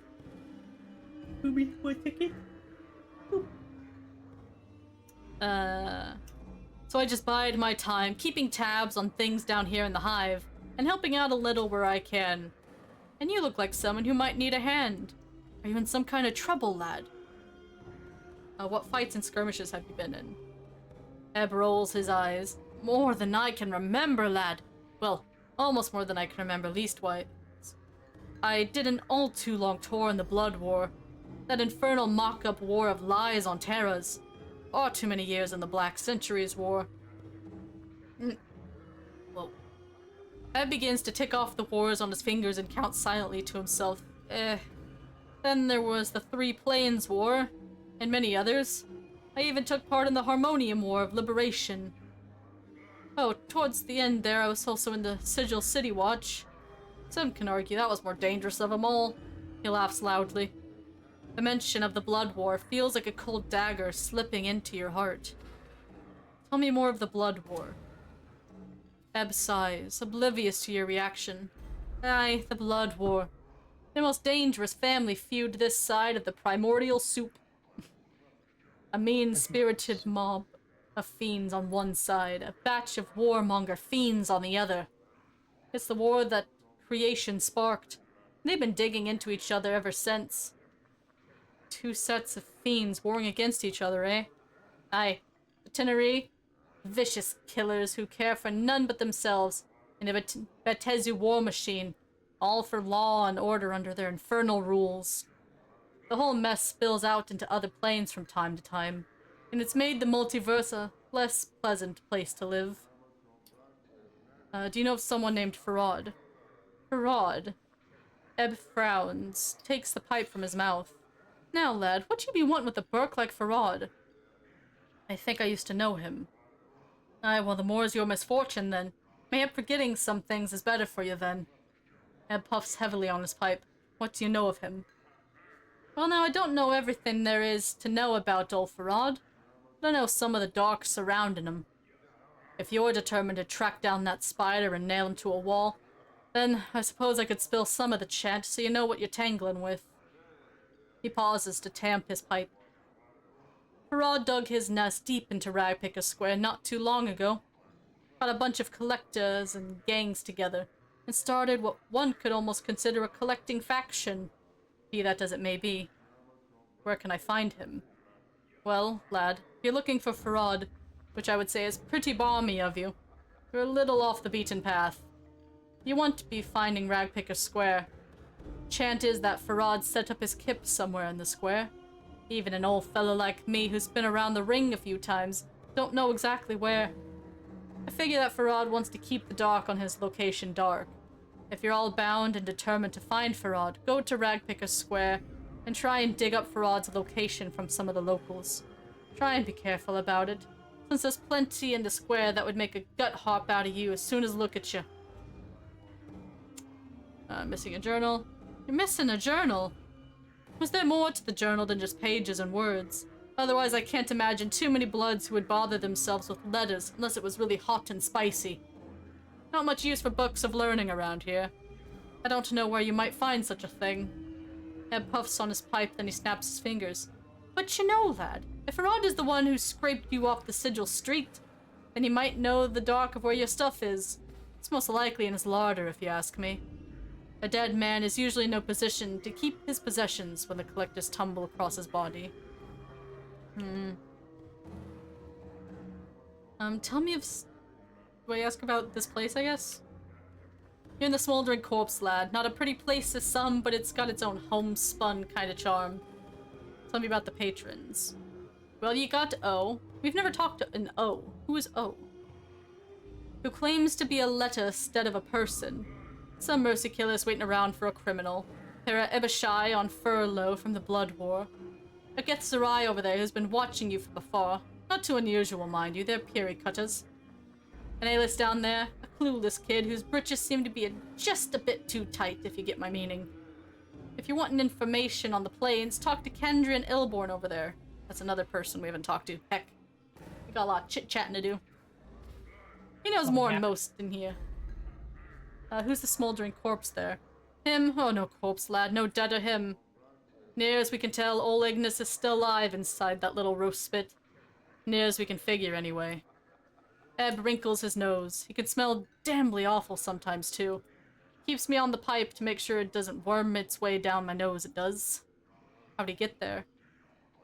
Ebb takes a smoke from his pipe for a moment, as if deciding how to phrase his comment. Well, now, lad. Ignis had a smattering of problems and some not slight wizardly magics to boot, and seldom do the two mix well. Yeah, understand me. He liked to... Ebb puffs on his pipe, and smoke trails up. Well, he liked to burn things, and he started torching places and people, and generally making a bunch of trouble, and... Well, now, most of this was going on in the Hive, and I'll be the first to admit that the Hive is not the first place that the Harmonium goes to keep Sigil's law. Ebb looks a little shamefaced, a failing on our part, since it may be the place where our presence is most needed. So by the lady's reckoning, there was a little street-side justice in the wizardly community. Bunch of tea leaf readers, hedge wizards, and midwife witches got together and managed to weave a spell that was kind of a poetic justice. Ebb gestures with his pipe at the figure, so now he sits there and burns. He's still alive, which I don't think he counted on. Or they counted on. Tell me of Sigil and its environs. Ebb laughs loudly. You don't think small, do ye? If you want to know what's outside the city, go talk to Kendra and Ilborn over there. He's the traveler of this place. As for the rest of it, well, I can tell you of the lady, the Dabbis, keys and portals, the way we keep track of time, the way the city's laid out. Oh man, we got a lot of info here. Okay.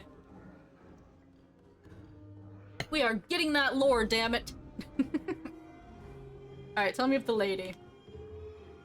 Well, now not many know much about her, lad, and I'm figuring even those that know more than a little don't know too much more. She's a mystery, she is.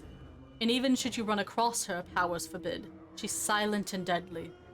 She's not evil, far as I can tell, but she keeps the dark about herself, and Sigil pretty tight. None's been able to penetrate it, and if they have, they've been mazed. Mazed? What do you mean? Aye. Sometimes bloods will be packed off to a place where they can't do no harm. The lady, see, she'll take a bit of Sigil and make a little dimensional pocket out of it, a maze. She places those that have crossed her in there and lets them rot. Ebb puffs his pipe. Now, you can't escape getting mazed once the lady sets her gaze on you, lad. She'll get you eventually, no matter how hard you try and dodge her. You'll be walking down an alley or about to step through a portal, or take a left turn down a street you've gone many-fold times before, and suddenly you're someplace you don't recognize. Now, mazes aren't escape-proof. There's always a way out of each one. A portal the lady places there. You just have to figure out where it is and how to use it. Tell me of the Dabbis. Aye, those funny floating bloods that speak in symbols. Ebb laughs. Quite a piece of work, eh? The Dabbis are kind of the lady's janitors and workmen, doing exactly what she wants. Make sure Sigil's running up to snuff, patching walls, tearing down old buildings, building new ones, setting up portals, sealing off others, and on and on. They're a pretty neutral-faring bunch. And you don't want to interfere with one or kill one, or you'll bring the lady's wrath down on you right quick. Tell me of the Sigil's time. The way we measure time in Sigils by the brightness of the sky. See, we haven't got a moon and sun like most worlds. We just got this everlasting haze that brightens and darkens at regular cycles. What most folk call midnight, we call anti-peak. They call noon, we call peak. See, it's based on the peak and anti-peak of the brightness. So when someone says something like 5 hours past peak, that's what they mean. Tell me of the city's layout. Oof, let me wet my tongue. He takes a pull from his tankard. The city floats above an infinitely tall spire. The spire. It lies on its side like a discarded wagon wheel, but there's no spokes that connect it to the spire. It's divided into 6 wards, each of them with its own function. Right now, you're in the Hive.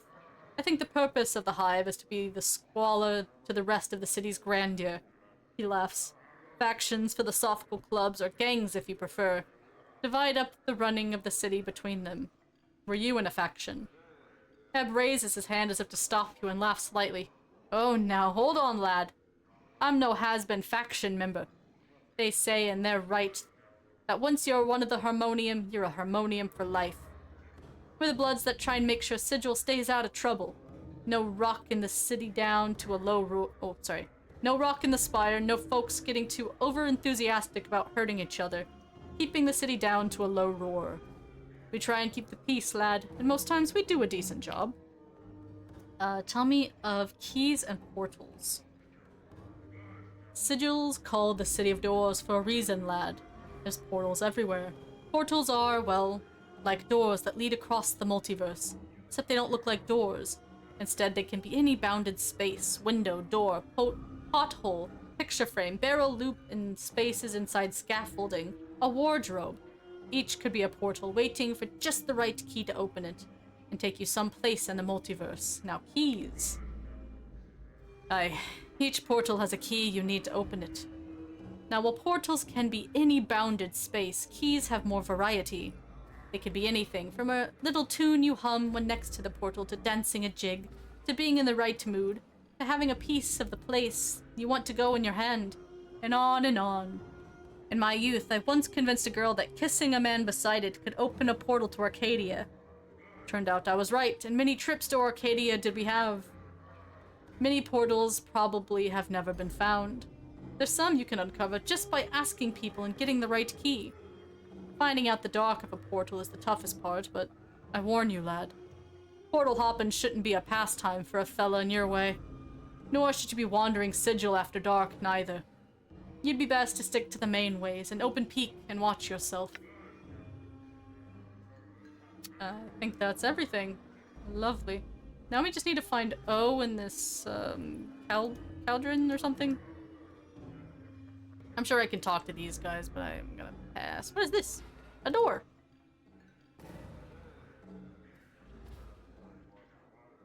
This once functional door is now nailed shut. Oh. Great.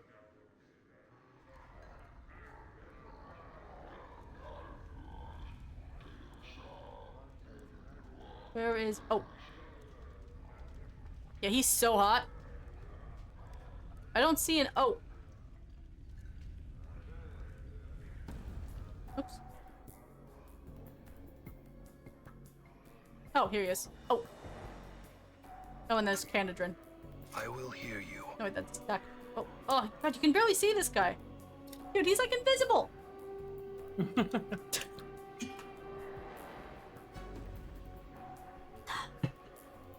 Alright, let's talk to Kendrin and then O. And then we should be able to get the heck out of here. I need to get some health and healing items. You see a soft-looking man with gentle, far-staring eyes. He dresses in supple leather clothing and carries various implements of use and destruction about his body, such as ropes, spikes, tinderboxes, and empty vials of air. He looks half gone, literally. There is an insubstantiality to his existence, as if his essence has been partially leached away. He focuses those eyes on you, and suddenly you find them gripping and determined. Greetings to you, O Seeker. He carefully sets down the mug he's holding, and gives you all his attention. I've seen the far reaches of the multiverse and returned to tell the tale. I have walked upon the bodies of dead gods and spun moonbeams in the astral ahead of 1,000 shrieking Githyanki knights. So Githyankis are in here. Interesting. I mean, it is D&D. Yeah, and they are also world hoppers, so it makes sense. Yeah, it's a planewalker. Like in Magic, the Gapwing is a planewalker. Yeah. I have passed the edges of existence and watched my essence shiver away before me. What is it I can do for you? Oh, we can talk about Ingress. Let's try. I met a woman named Ingress with very bad teeth. She said she had come through a portal with from some world that was opened by a tune hummed near 2 cross trees. Can you get her home? He pauses briefly, thinking. I know the portal of which you speak. Though I have not traveled it these 30 years gone, I will take her home, Seeker. Go tell her to await my arrival, then meet me back here, and I will tell you if I was successful or not. Wicked. Updated my journal. Updated my journal! Journal has... Man, all that talking No, I've it done, updated. and there was no journal updates? That's crazy. That's what I mean. Do you see what I mean with the fucking... You talked once and then it was... unchanged thing and that was updated? Bruh. But who are you? I am Kandrian Ilborn, traveler, dreamer, tale spinner, and so forth. You're a traveler. Tell me of the plains.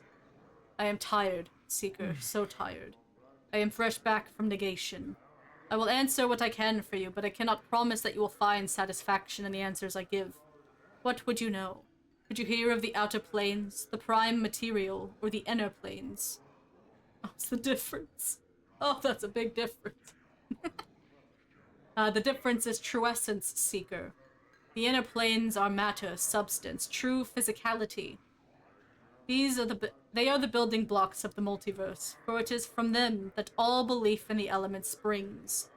The inner planes filter through the ethereal plane, the plane of potential, some say, which forms the elements into the worlds of mortals. Once past the ethereal plane, one reaches the prime material, where exist all manners of mortals and monsters and myths and machines. It is there that belief is born, and there that the spirits that create the outer planes are born. When mortals die, they pass through the astral plane, a no place that is thought and mental energy itself. It is in all things, and it is none. It is a paradox, among other things, and it filters spirits into the Great Ring. Do you comprehend so far? I'm not sure. The inner planes are substance. They create matter. They lead to the prime material plane, which is life and death and the birth of thought. The prime leads to the outer planes, which are beliefs made solid, where thoughts are given form. Is that easier for you? Inner substance, prime, life, death, thought, outer. Okay.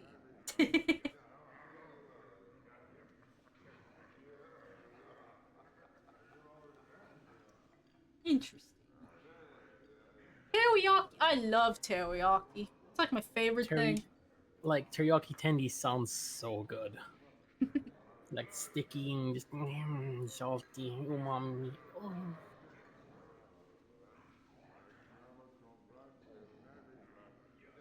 Man, maybe we gotta do Icewind Dale next.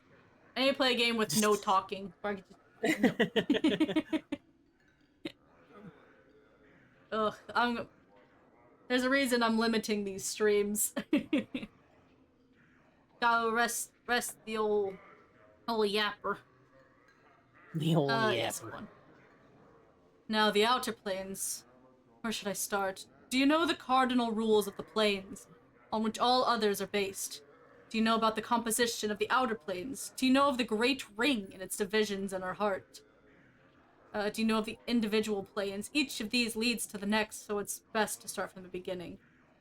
Oh.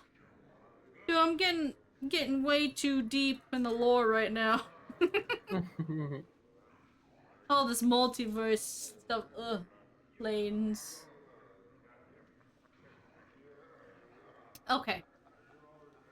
Tell me the composition of the planes. Whew. Let me take another sip. You guys got your notepads out. You just gotta write this down. It's gonna be on the test. I'm gonna go get water. Just a heads up. Damn, you're gonna fail the test. No. Can It's someone okay. give me their notes? No, it's okay because this lecture is recorded. You can just go check it out on YouTube. Oh shit, sick. Let's go. Yeah. Also, that is true, guys. These VODs are gonna be on YouTube, so first one's already up. Alright. The outer planes are created of and by belief and thought and faith. They take their imagined form from the prime material plane, shaped into forms and stagger the imagination, built by the accumulation of belief. You can cheat on me. I'm reading it. I'm literally the one reading it, and I'm not comprehending what I'm reading. Okay, wait. Hold on. Outer planes, created of and by belief and thought and faith. They take their imagined forms from the prime material plane, shaped into form and stagger the imagination, built by the accumulation of belief. Belief creates the planes. Belief is power here. Change belief and you can change the nature of reality. The creatures that are born here, the plane-born, like the fiends and celestials, are truly born of the thoughts and concepts of mortals. They each express some sort of ideal, and the more powerful the ideal, the more powerful the being. Thus, the being that symbolizes love is one of the strongest of all. Unleash your inner game journalist. Ignore the side quests. Don't read anything. And your review complain the story doesn't make sense. I'm really trying to understand. I want to know. So, fiends are born of this concept, and it's saying belief is power. So, if you don't believe in that creature, does it cease to be? Is it like a fairy, where it's like if you don't believe in fairies, then the fairies lose their magic kind of thing? If you don't believe in Santa, it doesn't power his sleigh. So if I don't believe in those fiends sitting at the other table, they'll just turn into geckos. Other people believe in it, which gives it power. Gotcha. Alright, go on. That's why the powers, gods, some call them, live out here. This is where all the faith in them comes. This is where they are at their most pure and most strong. Their realms are extensions of their very beings, manifestations of their godly essence. All of it is informed by belief. Okay, so the composition of the planes is belief. Tell me of the Great Ring now. Among the loose unity of plane walkers, we conceive of the infinite outer planes as a ring surrounding the plane of ultimate neutrality, the Outlands. The spire atop which Sigil sits is in the center of the Outlands. The further one travels away from the spire, the less neutral the plane grows, until it spills into the neighboring planes. Each of these planes impinges on the Outlands, spinning themselves into law and chaos, good and evil. The Great Road marks the demarcation between the Outlands and the gate towns that spring up around the gates to these planes. Beyond the gate towns lie the hinterlands, uncharted territory that is lost to history, that loses thought. Danger lies in the hinterlands. So kill everyone else, and then not believing in them will destroy them. Okay. I've been playing a Wii JRPG called The Last Story. Final boss. Hard. Game is janky. Man. I'm sorry. The outer planes differ by morality, not substance. For you, we'll divide the planes into 3 sets. The upper planes of good, the lower planes of evil, and the boundary planes of neutrality. These are then divided further by law and chaos, with the Outlands in the middle. Which of these interests you, okay? The upper lands, I guess. Of the upper planes, there are the neutral planes, the lawful planes, and the chaotic planes. Why are there so many planes? Is this an airport?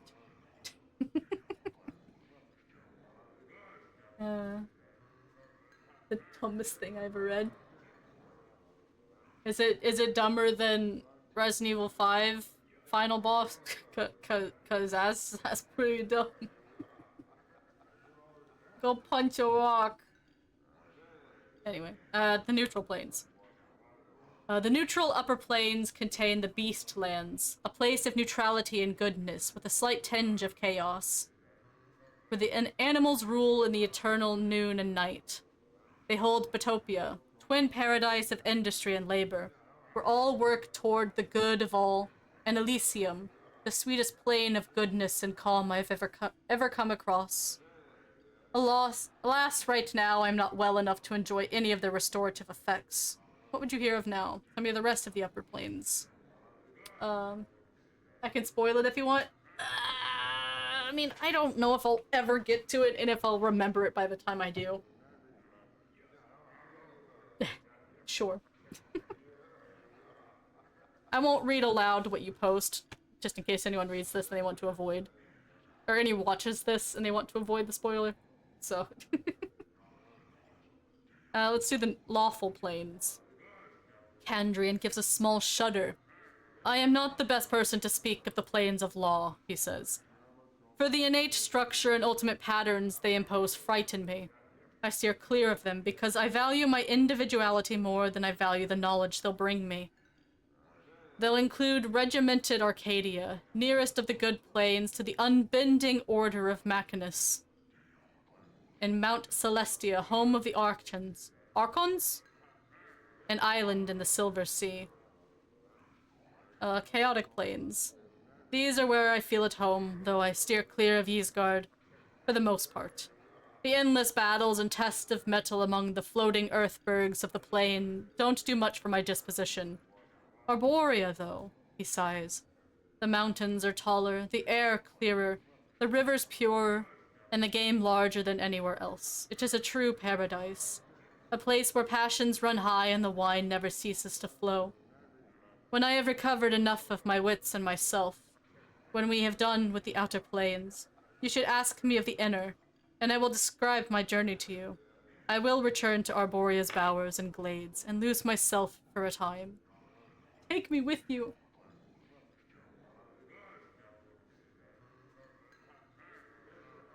Oh my god, Jolly, I hate that.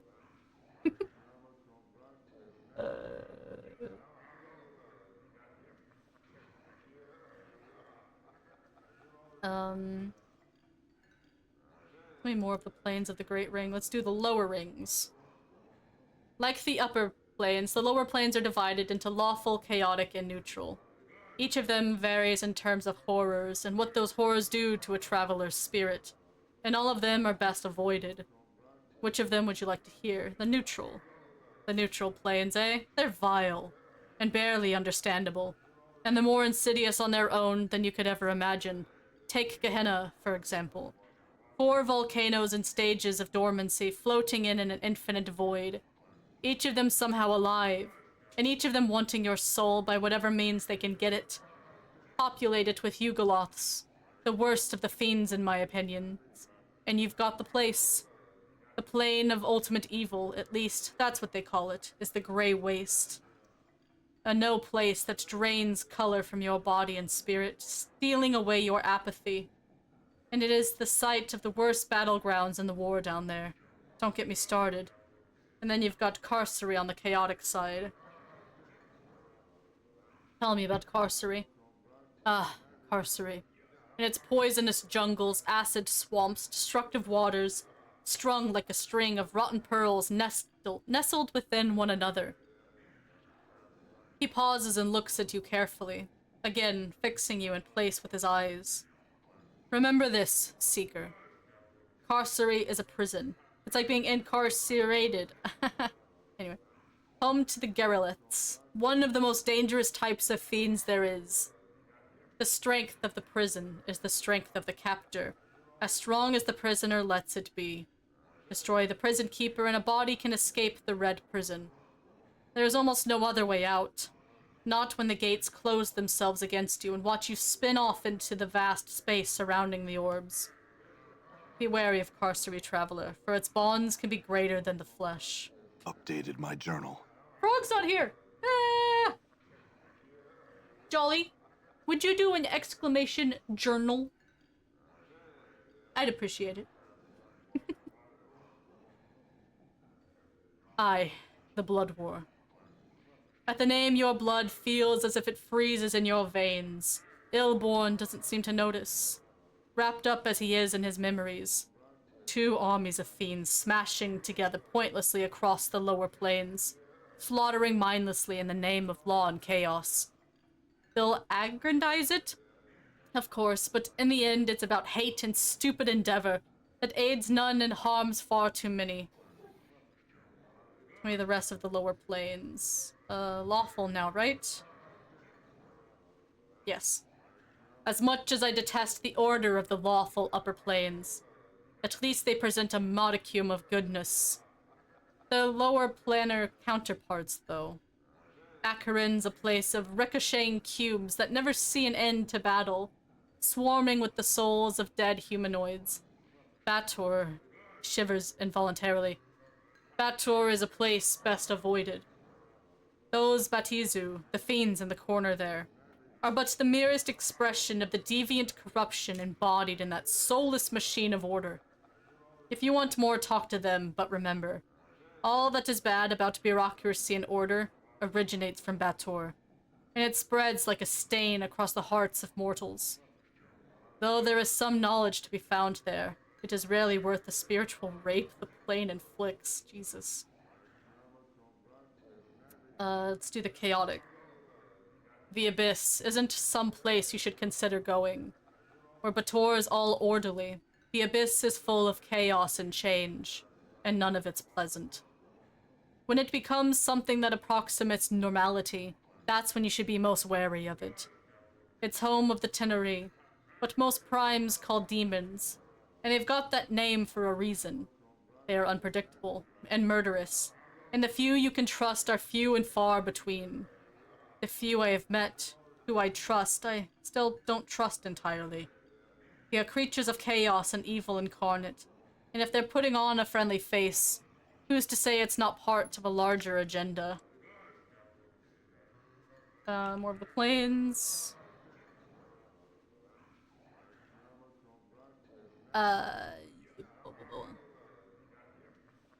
Boundary planes. There are two boundary planes to my mind, and they are diametrically opposed. One of them, Mechanus, is the very essence of law, a place where beliefs fit together, interlocking, turning, in a massive machine that is entirely plane, or that is the entire plane. Some folks have it that the gears of Mechanus are the engine that drives the planes. The other plane is Limbo, a swirling morass of chaos that follows no rules, none, and just when a body thinks he's classified its behavior, it goes and changes on him. Or it doesn't. You just can't tell. I was in Limbo not too long ago. Tell me of your journey. He closes his eyes, remembering. I had a Githzerai guide with me, an anarch who could shape the illogical matter of the plane into forms of his desire. We had fought off the harrowing of the Sladi, the chaos creatures who call that plane home. It seemed there were more than usual, but then one can never tell what's usual in Limbo. But I digress. In the midst of all this chaos, we come across a series of huge metal interlocking cubes, like some sort of puzzle box. It wasn't something we had shaped consciously or not, and we couldn't find a way inside. It was like a bastion of order, at the confines of disorder, a seed of law. That is the best I can explain it. Updated my journal. Jolly, if you're still around, we have updated our journal. Sorry, Frog is still gone. Don't beat him up. Outlands, or was there more in... Thank you. Boundary plane only had one, or these two, okay. Outlands. Let me see. There's a lot of reading, damn. The Outlands are absolute neutrality. Probably the best place for a body to visit in the outer planes outside of Sigil, if you don't want to have a plane's morality forced into your heart. Everything balances out in the Outlands, as it should be, for the planes that sit at the center of the outer planes. Power's realms are scattered about here, and there are handfuls of gate towns that open into the rest of the Outer Planes.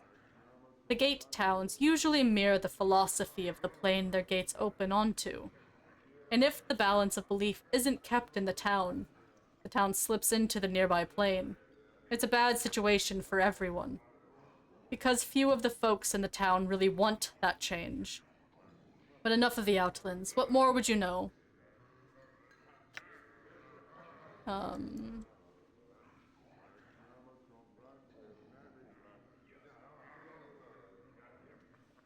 we not covered this?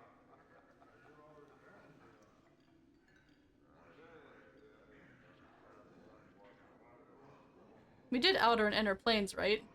Is it just prime material plane we're missing? You want to know of the prime visited. The boundless worlds of that plane have an infinite variety, as do the planes.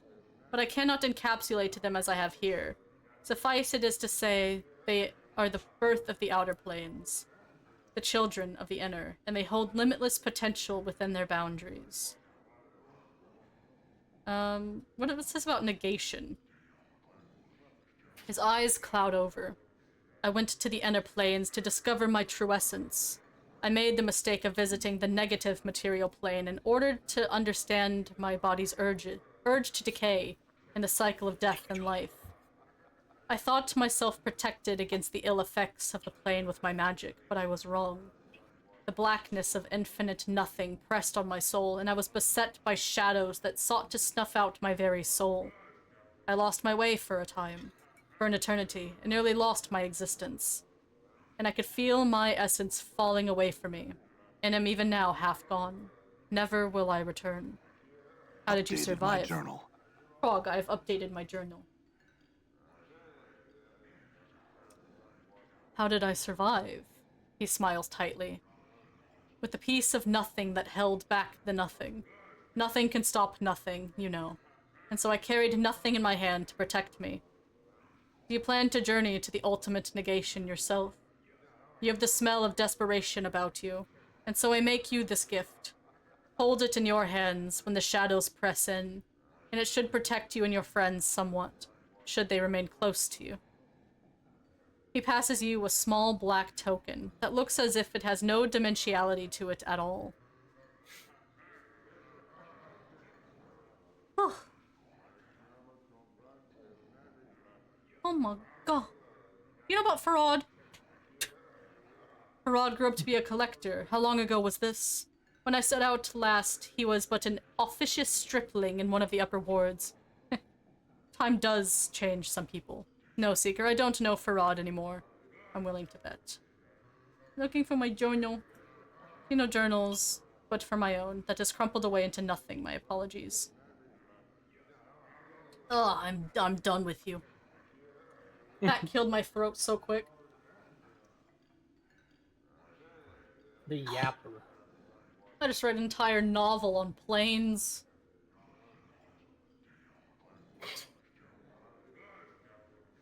And Did you retain any of that information? I don't mean to. I mean. Not to- And not to.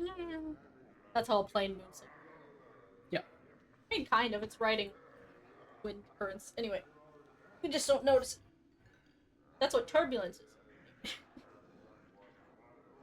I just need a stretch. Give me a second. Roll the neck. Got a mini headache. Needs to go away. But probably because I haven't eaten much.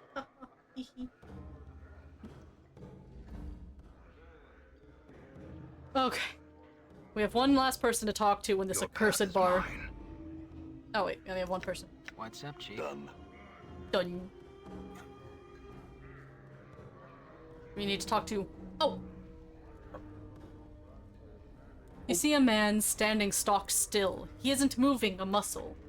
On closer examination, it appears that he isn't even breathing, just standing. His eye sockets are empty holes in his face. Contained within their bounds is a flat gray light that seems to dance with possibility. Looking into the sockets, the eerie, empty feeling of a limitless void shivers through you. as if you had gazed into a sliver of eternity. The head slowly swivels toward you.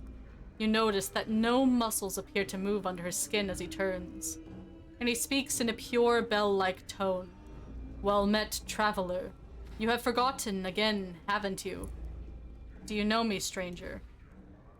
As he opens his mouth, you get that feeling of eternity again. Inside his mouth, you see no tongue, no teeth. It's almost as if this man were a shell surrounding an illimitable expanse. I have spoken with you before, and always you forget. Your endless quest to discover yourself ends always in your amnesia. You draw close to the truth and recoil. Let us hope that you have the strength to endure your existence. What do you know of me? How do you know this? I know that you, like a fly, rise up from the wreckage of your old shell, buzz about for a time, and curl up and die at the window of truth. You bumble about the pain, seeking the light without any plan to your actions, and fall, exhausted when you fail. You alight on others to feed from them for a time, and move on with no regard to them. I have watched you come here, and listened to your words, and watched you move away no wiser. Will you learn from your mistakes, Seeker? I can just attack him? What the fuck? No, who are you? I am... Oh. For some reason, when he speaks his name, it sounds like he's speaking of much more than a single letter, as if the speaking of his name contained untold possibilities and nuances. No human tongue could ever create such a sound. What sort of name is that? It is my name. It is the name of a portion of eternity. I am a letter in the divine alphabet. Understanding me leads to understanding existence. I am writ in the true names of half of everything. My being encompasses truth. I am mathematic, organic, metaphysic. So what does that mean? The divine alphabet is writ in the name of everything that exists, from the seed at the hearts of the elemental planes to the core of the great beyond. My brothers, sisters, a single word translates into the two in your mind. You mean siblings? Siblings is a singular word that combines brothers and sisters. What? Anyway. And I reach across all that is, was, or ever shall be. We are thought and reality and concept and the unimaginable. Tell me about the great beyond. You would not understand. No mortal possibly could. It is beyond the powers of comprehension of all but the most powerful of powers. And once they understand, they move beyond the veil of mortal comprehension. I can explain it no more than that. Perhaps sometime you will understand. So what are you doing here? I am watching the ebb and flow of immortality. Ebb? There's a guy over there named Ebb. Whoa! And what do you see? You mortals are like wasps. You build your lives' nests from the slimmest of branches, and when the wind shakes your home life free, you seek to sting the wind to light, or sting the wind to death. Instead of realizing your foolish mistakes, attempting to repair the damage you have caused yourself, and learning from your experience, you bring harm to any who have the misfortune to blunder near you in your time of pain and distress. My advice to you and to all mortals: stop acting like an insect and start acting sentient. I'll think about that. In the meantime, answer some more questions for me. Looking for a journal that's urgent. Do you know where I might find it? I know where you can find it, but it is not my place to reveal such information. Rest assured you will find it, as well as the man you seek. What do you know of that? I know that your journey takes you far beyond your journal quest, to the very edges of existence.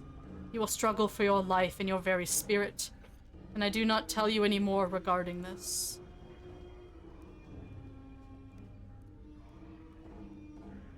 Have you seen or heard of Farad the Collector?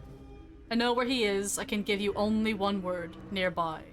You will find him in the hive under a veil of secrecy.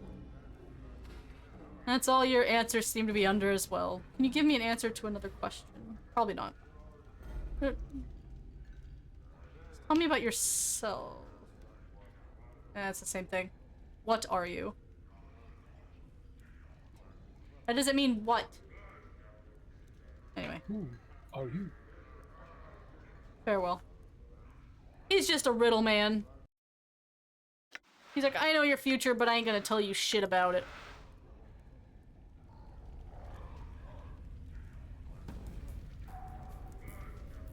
Alright. I wonder if I go back to the Office of Vermin, if I can get a free rest. I'm gone. Run! Run! I don't remember which way it is, though.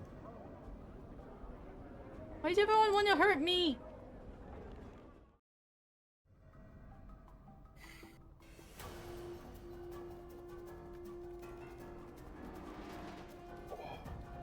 Damn. I wish I could just, like, keep things highlighted like this.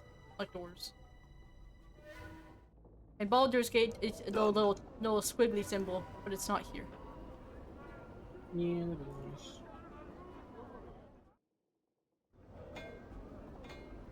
All right. Lim Lim! Lim Lim, what are you doing? Where you been? I'm picking you up.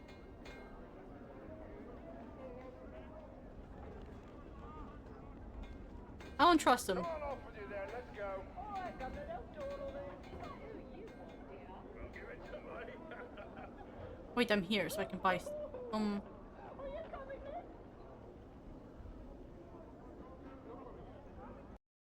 Oh, you're the one selling weapons. What I'm looking for. It's very interesting, though. Very interesting. Yep.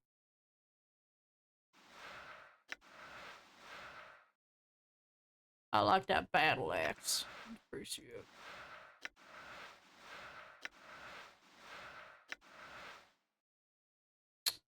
Come on in, Basher. We have the best blades in town.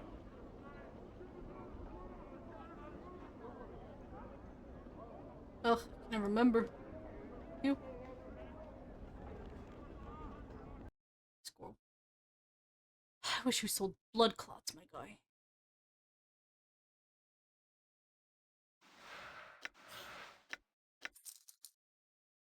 Negative token.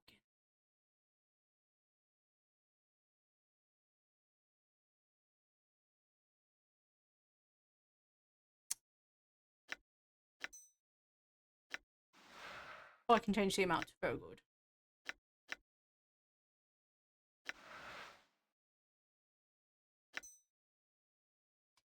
I got some more. Jellied Hydra eyeballs in aspic. Give it a try. It's delicious. Sell one of these. Actually, I can sell a couple of these and go get my eyeball. Oh, I sold them all, didn't I? I'm so close to 300. I want my eye. It'll probably give me status boosts or something crazy. I look like I have 2 eyes here. I got some other stuff I can sell. I just need to find someone that will let me sell it to them. Because you can't sell everything to every person.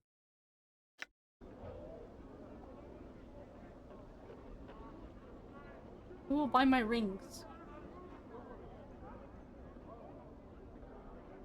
Somebody, please. This guy wants to sell me food things.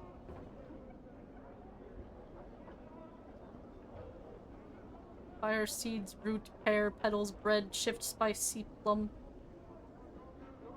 Something's probably important. Those are words. I think I said I saw fire seeds somewhere before. We sell only top of the line. Here we are, Basher. I think we can fit you out. There we go, I can sell rings to you. Great. Pet Lim Lim, 8. Wait, you sell cloth charm? Oh, they're expensive. The cloth charm is 9. Blood charm 8. Why is this less? But it heals 18 because it doesn't do the other stuff. 27. Cranium rat farm. Cat feet armor. It dropped to 4 bean tickets. That's silly. Monster Hunter is a game of all time. The way it should be. Is this a permanent bonus?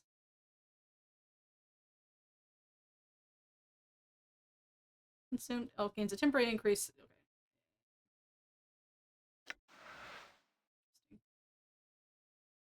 Okay. Looks will blur. Oh. Well, good to know you have these charm things. I have enough money. I'm gonna buy 1 blood charm. And I'm gonna go buy my eyeball. Thank you. Let's go! We're gonna get our eyeball back! Yippee! Eyeball! I don't know what that's gonna do for us, but we're gonna have it.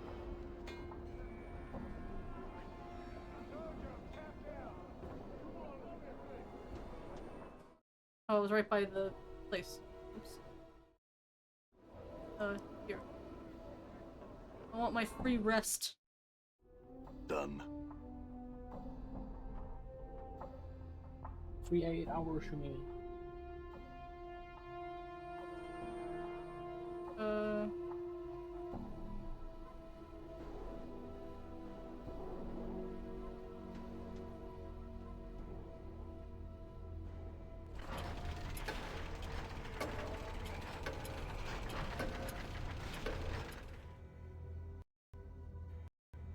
Let's go. Free rest.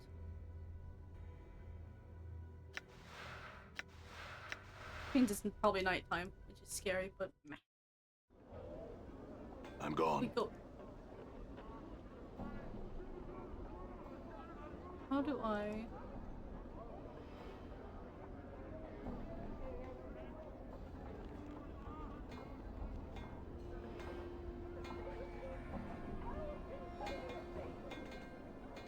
This way?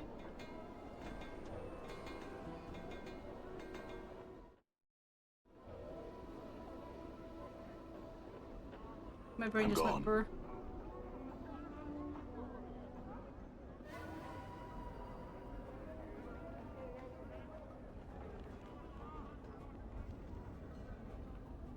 Am I going back to the bar for some reason? Oh my god, my brain just gave up for a second. Hold on. I gotta reboot. My eye! Brain I'm reboot. gone. Alright, time. That's why I was Time here. for eye. Holy moly. Give me my eyeball! 500's ridiculous. Okay, here's your money. It's a deal. He produces a darkened, wax-stoppered, wide-mouthed bottle from his pocket. You hear the sound of liquid sloshing around inside it, along with a heavier, squishier noise. Opening it, the stench of some sort of preservative agent nearly makes you gag. Floating in the viscid muck is an eyeball. You better figure out what you want to do with that. Now you've exposed it to the air, you might as well put a pickled egg in the jar for all the good it'll do you. Make up your mind, Cutter. Pickled egg or not. Out the eyeball and place this one in the socket. Yes, big experience! With a moment's hesitation, you reach into your socket and pop your eye into the palm of your hand. Oh, I'm replacing my eye. Very good. Socket and pop your eye into the palm of your hand. The bartender hopefully severs... I don't like this. Severs the optic nerve and directs your hand to the jar of goo that sits on the bar. You deposit your eye in the preservative, wrap your fingers around the old one, and slide it into your empty socket. The pain of this entire operation is incredible. For a moment, though, you can feel the optic nerve reattaching itself to this new eye, and suddenly you're hit by a flash of memory. Memory? Observe it. Memory flash. A vast expanse of chaotic, ever-changing wasteland stretching before you, a group of humanoid vultures plummeting toward you, cruel weapons ready to strike. And your own shining blade clutched tight in your fist. Other memory flash. 3 toughs surround you, in the colors of an enemy you can't quite place. Long daggers glisten in their hands, and the light glints cruelly from their exposed teeth. You glance at your scarred hands, and you know that soon they'll be covered in blood. An enormous frog-like creature comes bounding over through and under chaos stuff, headed for you with a mouthful of teeth. You hurl your javelin through the shifting matter and pin the creature to a sudden stone plinth. You have recalled some of your lost fighting skills. You hear that? I had fought an enormous frog-like creature. Pog. Hog Well, frog. you're fighting it, so that's not very pog. But it was coming at me with its teeth. Yeah, but you murdered Proficiency a frog. points increased permanently. Okay.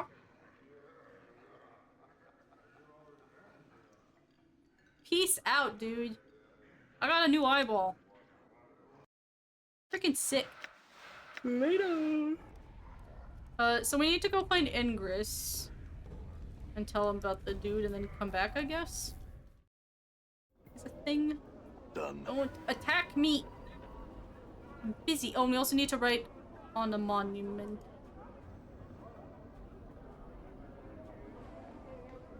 I don't know where this goes, but I'm going in. Oh, it's the tattoo parlor. I'm gone. Oh, I got big injured because of the eye thing. Great. Or... I mean, that kind of makes sense. You plucked out your eye and got a new eye. What? Painted door. What you first took to be a door in this archway is actually a painting. The artist had made use of the shadows of the overhanging arch and some subtle texturing effects to give the door the illusion of substance. Examine it. Other than the skill of the artist, there is nothing remarkable about the painting. The door has been painted on a rough stone wall. You can feel the stone and mortar beneath the painted wooden texture. Leave the door alone.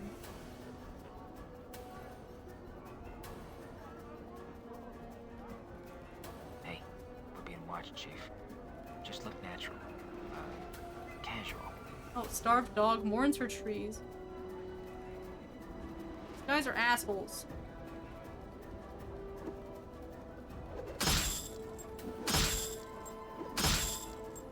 Just folly. Attack! You see that? Yeah, Dom. No, someone joined me. Yeah. Oh, they ran away. I'm hurt. You see that? And I know.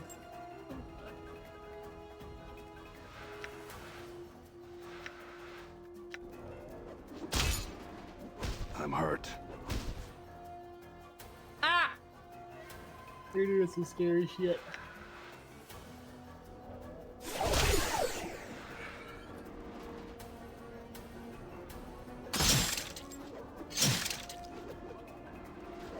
Beat him up!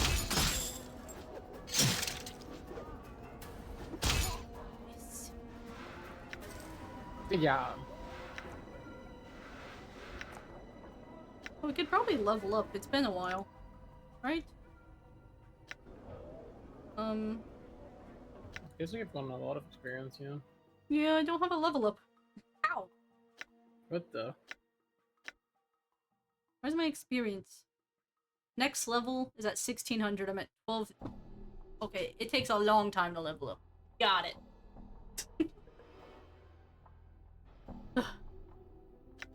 Hmm.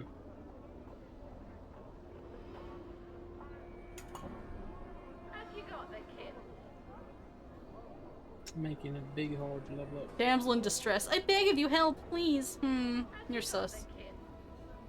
I don't want to talk to you. Mourns for trees. You see a tired-looking, sorrowful old man who is gazing at the ash-dead tree in front of him. He is mumbling to himself and tapping his chin, as if trying to figure something out. Occasionally, he shakes his head sadly. He seems momentarily startled as you interrupt his train of thought. He speaks in a calm, unhurried tone, but one full of sadness. Oh, greetings to you too, friend. How's this day find you?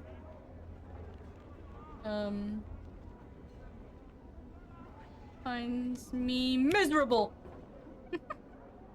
He seems to become even more downhearted. That's too bad, friend. Sorry to hear that. Hope your fortune improves. He seems about to turn back to the tree. And how does this day find you? He shrugs slightly and proffers a bit of a smile. Fortune finds me well, though I'm saddened just the same. Why's that? He pats the tree beside him. It's the trees here, in the hive. They're dying, friend, and no one cares. Seeing the look on your face, he holds his hands up as if to silence you for a moment. It may not matter to some, but it's important to me. I feel it's a shame to see the last tatters of life and beauty in this ward left uncared for to die. Can you understand that, friend?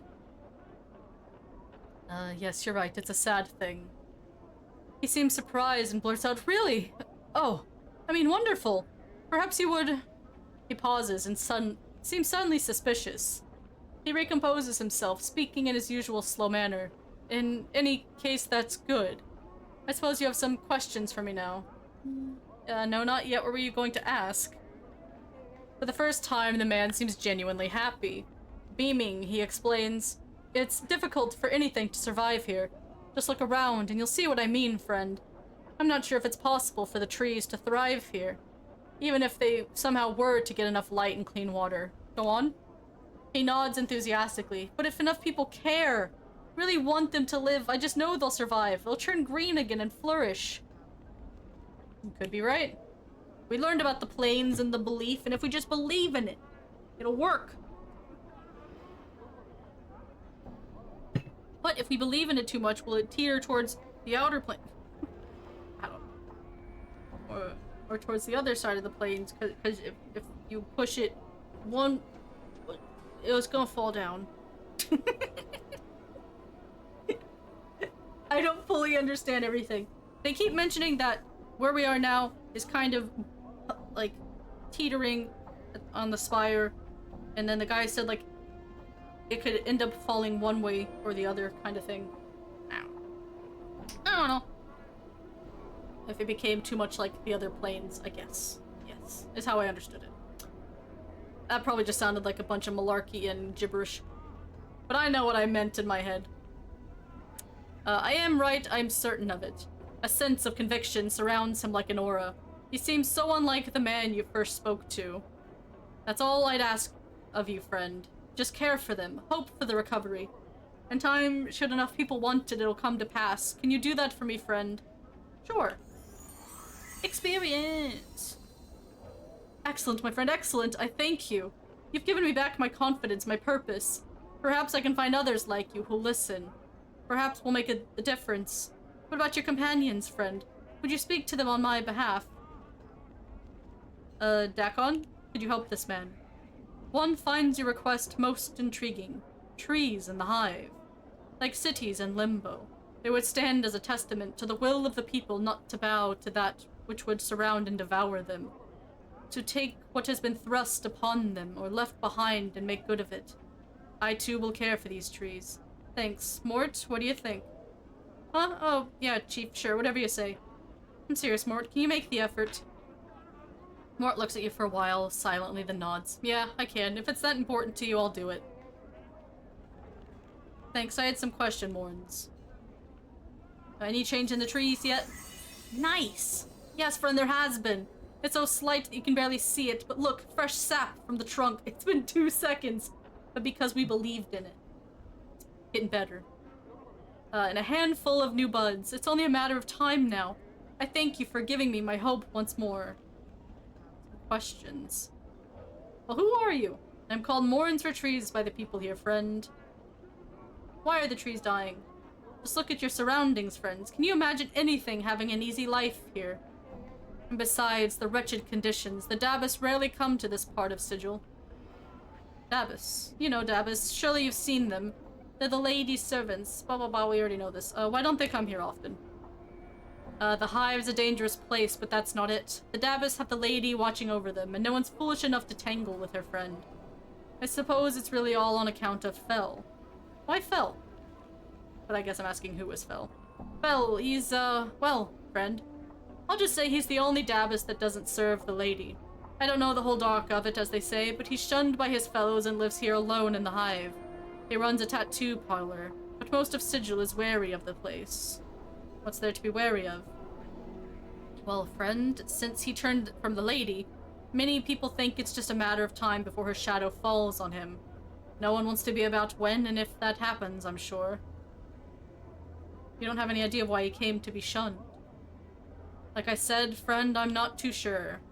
I've only heard vague rumors about him being on the wrong side of the issue, when some power decided to butt heads with the lady. You could always try and ask him, friend. I'm told he's friendly enough, if not a little odd. Some power. A deity, friend. A god. Normally the lady has no problems with the likes of them, as she keeps their lot out of Sigil entirely. His name was Auskar, but I don't know much else about the affair. His name was? The man oddly graves. As I understand it, the lady destroyed him. I wouldn't forget that, if you were ever to consider messing about with her or her servants. Okay. That's enough. Thank you. Thanks for the XP, my guy. So much to level up. Give me more experience. Have you got the kid? Please, someone, my sister.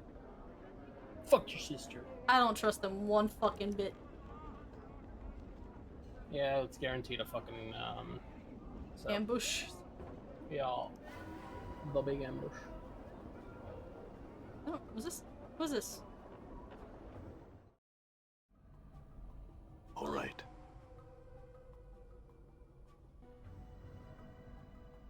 Hard to tell where the door is. There Done. we go. I wanna look at my map, but I can't. These people leave me alone.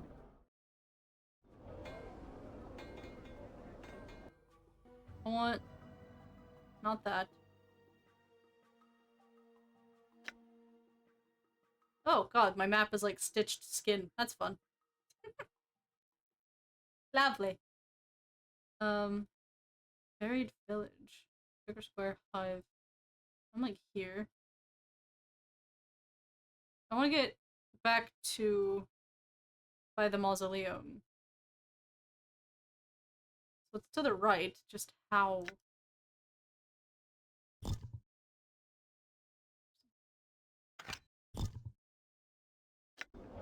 Done. I said show it to me. I'm not paying for something I can't see. I have to go through the alley of dangerous angles? Angles? I don't wanna... If I just go around this way? Stop it! I'm trying to navigate!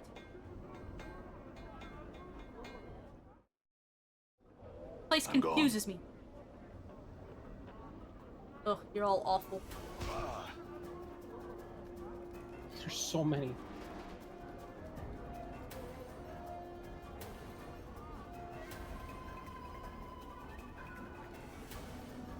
I don't know how I've gotten so mixed up.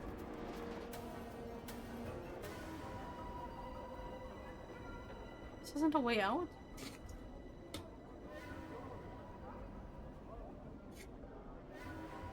Bruh.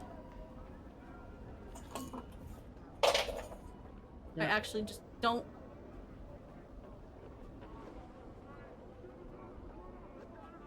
I don't know. I don't know how to get there. I just want to get back to the Beninging. In the Beninging. Everywhere I go, I'm getting hacked like crazy.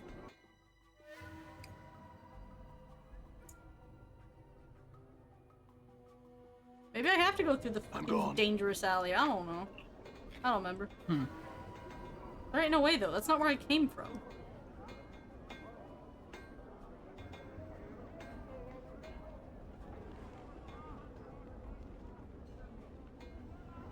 Yeah, I need to go for this guy.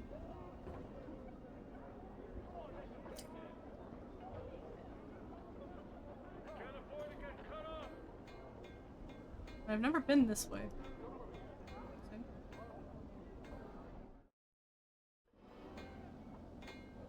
god, there's dead limbs.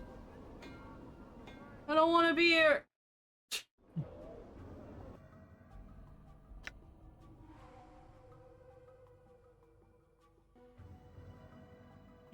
It looks like I have to go through there. I don't remember being that way All right. before.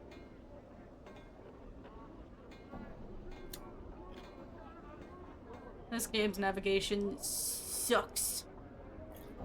Damn. See the edge on it? I tell you what, cut it out of there, you bit.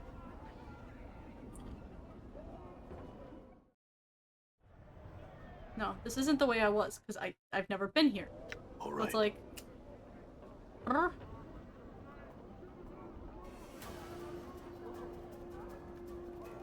Oh, well, Dakon's getting attacked and not moving. I am wounded.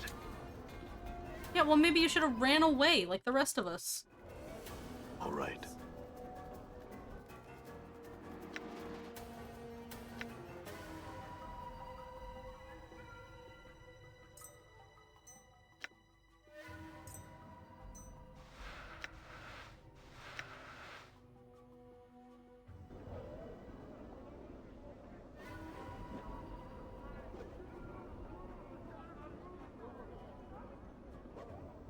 So, motherfucking lost all the time.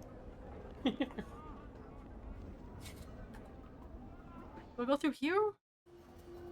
Is that too All right. far? Is that too far?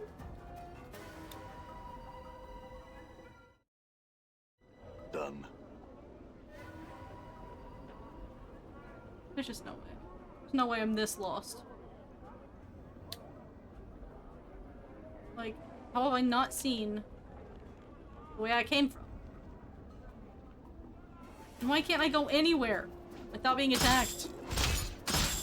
Yeah, why is there people all everywhere all the time attacking you? It's a little obnoxious. I'm gone. I'm sorry, everyone. I'm gone. I'm just lost. I'm sorry, VOD watchers.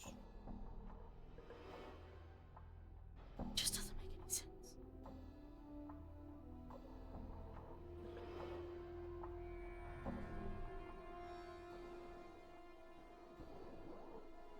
No, the eastern portal. So there is a door here. Or a pathway. This is a path. I thought this was a wall. This looks like a wall. It looks like a wall. Done. The hive. Streaming. I know dadders today said walking ones looks like. You. Got a dusty. Bean. Were you successful in finding Craddock? Yes, I passed along your message, though he didn't seem to please him any. Updated my journal. Probably have updated the journal. We have indeed updated the fucking journal. Let's go. Bean doesn't seem to have heard any word after yes, for he smiles and heaves a sigh of relief. Good fortune indeed. Thank you, good sir, thank you. He reaches into his robe and pulls forth a handful of coppers, which he counts out and hands to you. 45 commons for delivering a message, eh? Fair enough. Oh, more than fair, good sir. More than fair. I could say without hesitation that there's no finer profession in all sigil than that of a runner for the House of Cinders. I'll keep that in mind. Farewell, Bean.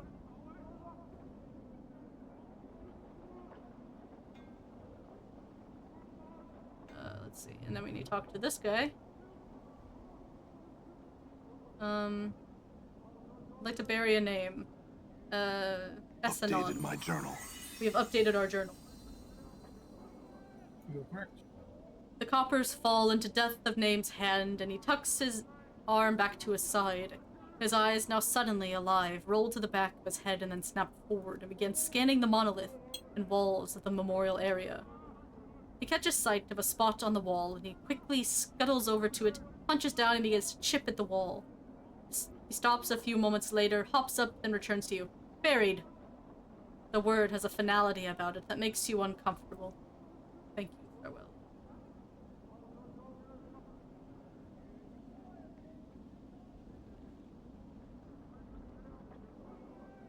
I don't want to lie.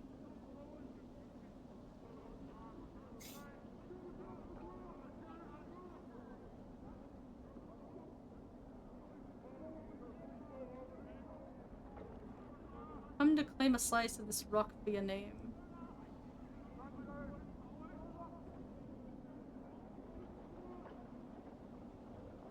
Okay. Now we needed to talk to Engris. Here. Engris, I found someone who can take you back to your home plane. Engris falls silent. I want to go. I want to leave this place. His name is Candrian. He should be along shortly to help you. Trust him, alright?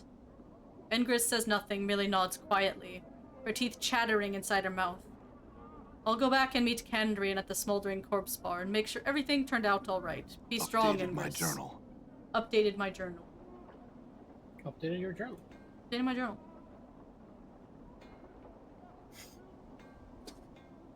Oh yeah, that place still does lead somewhere. Okay.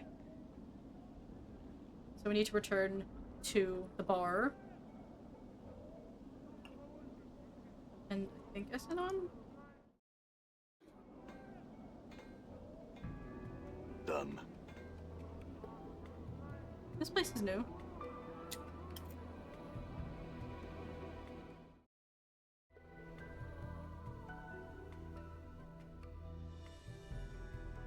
Arlo. You see a short, balding man standing in what serves as the foyer to this ramshackle flophouse. His bushy brows are furrowed in concentration as he picks at what appears to be scabs on his large, bulbous nose. The man doesn't bother to look up. Instead, he continues to stare cross-eyed down at his nose. Yeah, what do you want? Some questions. Well, ain't that nice? He flashes to a sarcastic, yellow-toothed smile. And I'm sure you want your answers someday. Or you'll find your answers someday. But I've got a business to run, so if you don't want a bed, then I suggest you pike off. I do not want to buy a bed, because I can get rest for free. Nestor. You see an aging man in soiled and tattered clothes, frantically pacing in the corner. His shock of filthy white hair sticks out in every direction, and his face, encrusted with dirt and streaks of dried blood, is covered with gray stubble. Every few seconds, he stops pacing and flails about suddenly, muttering and cursing as if assaulted by some unseen foe. He does not seem to notice your approach. At the sound of your voice, the old loon whirls about to face you, his wide, staring eyes bulging in their sockets. He regards you for a brief moment, and then returns to his raving.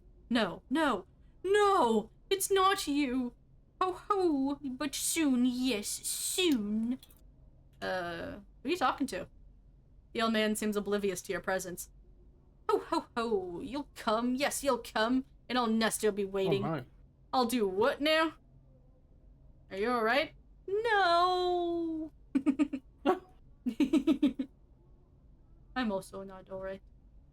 No. Nestor's face turns beet red and his whole body shakes in protest. My fork! Can't leave without my fork! Ho ho, No. my fork, fork, fork! Your fork? Fork? Fork! Fork! Can't go home without my fork. Nestor's frenzy reaches a violent crescendo. He begins hopping up and down maniacally, then suddenly stops, lowering his head, and runs headlong into a large wooden cupboard that stands against the back wall of the flophouse. The force of the impact knocks the old man flat on his back. After a few seconds, he stands back up, a dazed expression on his face. Gone. Stolen. Can't go home without my fork. Stolen, you say? Who took your fork? Nestor stares at you for a long moment, and then begins rummaging through the pockets of his filthy tunic. After a few seconds, he produces what appears to be a dismembered ear. Judging by the stench and color of the ear, you'd wager the old loon has been toting it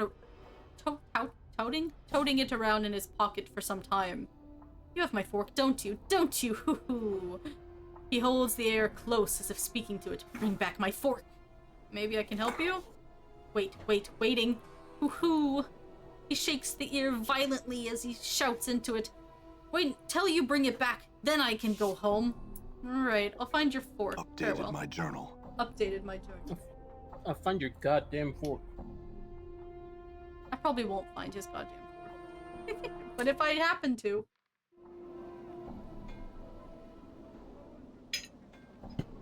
Oh. Come on, Why are there dead limbs? Come on inside, we got a warm bed. Says Mar. Your first impression of Mar is that he needs a long bath, preferably away from any creature that has any sense of smell. You can almost see the stench waft from his body in sinister yellow tendrils. He motions toward you frantically in an effort to get you to come over and talk to him. A look of excitement crosses his face as you approach. Thank you for stopping. My name Mar. I have a favor to ask of ye. I'm listening. It's a matter of life or death. I must deliver in this here box or it'd be my head for sure. 'Tis me bad luck that I twisted me leg something fierce. So will you help me out and deliver this here box for me? Oh, that's why the limbs are dead, because he's so stinky. what the hell? Man. Go take a shower, Stinky. I don't want to deliver this box for him. No. Probably some fucking Pandora's box situation. I'm good. I'm gone. Now I gotta find the bar again. Is it this? I think it's this.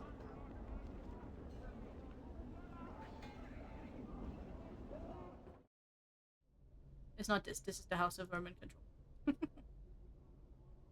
While I'm here, I might as well get a free heal, you know what I mean?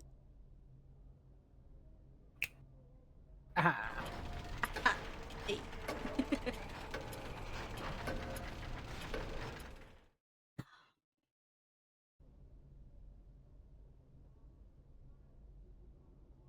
Peace.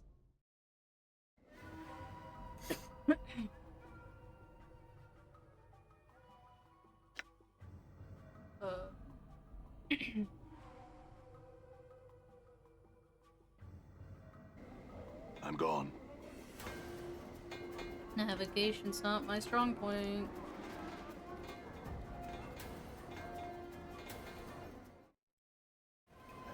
Done.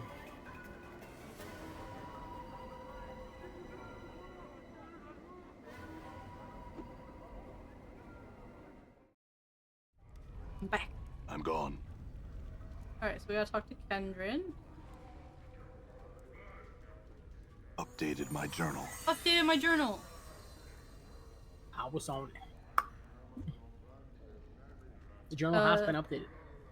It said, Kendrian stands as you approach him. The toothed woman wanted you to have these, he says, holding out his hand. She wanted to express her thanks, even out to the balance book, as it were, and be done with the damned things. In the palm of his hand are Ingris's dancing teeth, and he smoothly deposits them into your hand. Enjoy them, Seeker. Dang. I didn't really want teeth. Ingris's teeth. I'm good. Usable by Mort. You can change Mort's teeth. Not Harry. There you go, Hey, Mort. come on.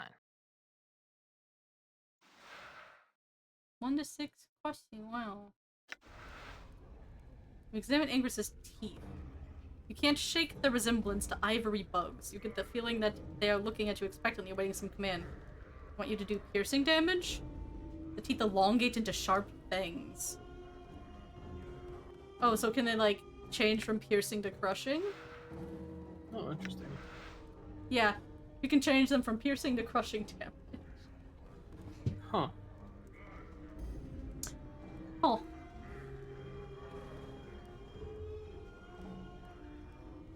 Very interesting. I never found a non... I need to find out a non-person. All right. Question is... Where? Where'd they at though? Where?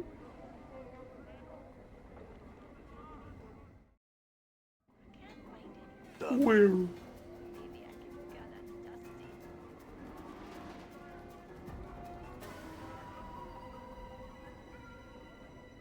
Running away from all the experience. I'm gone. Yeah? Yeah, I am. It's I'm gone. scary. But experience. I'm also looking for something. Would you rather be underleveled? No. Fine, we'll beat these guys up. But like, they always run away from me. It's very annoying. Yeah, that's the annoying part. I'm gone.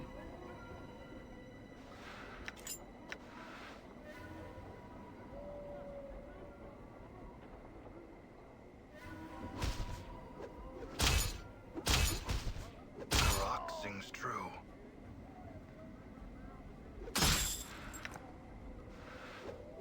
Chop.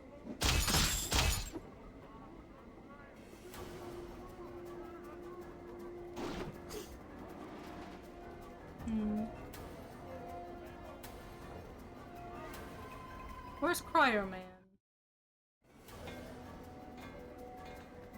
Crying somewhere. I'm gone.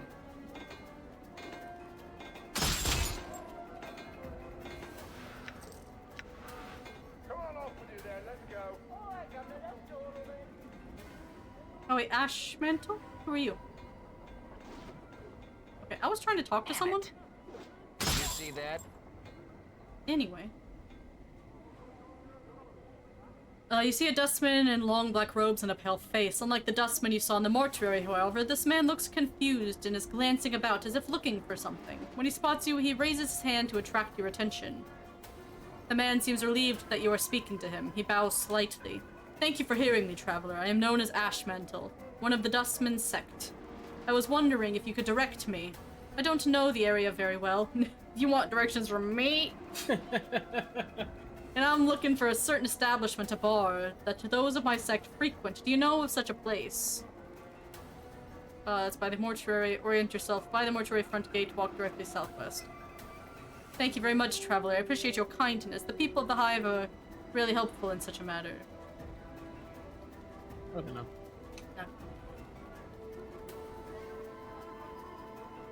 Experience. Wait. You're about to turn away when you suddenly have a feeling that something is amiss. Suspicious, you glance at Ashmantle again, just in time to see him tucking something in his sleeve. It looks like something of yours. Bait him into pickpocketing you again and observe his technique. Smart. 1000 XP. Let's go. You Under only the officially pretense. lost 2 items now. No. Under the pretense of giving him additional directions to places in the Hive, you engage Ashmantle in light conversation and secretly study his movements. Ashmantle seems to rely primarily on his dustman facade to disarm his victim, and uses his frequent bowing motions to cover his pickpocketing attempts.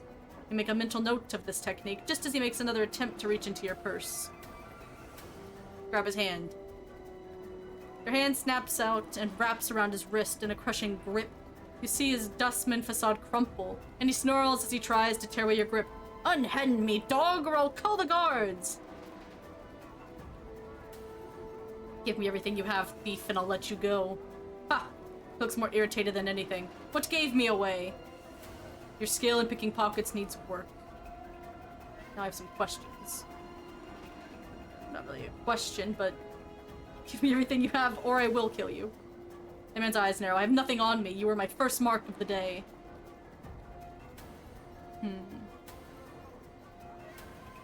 That's not hers. I don't know you.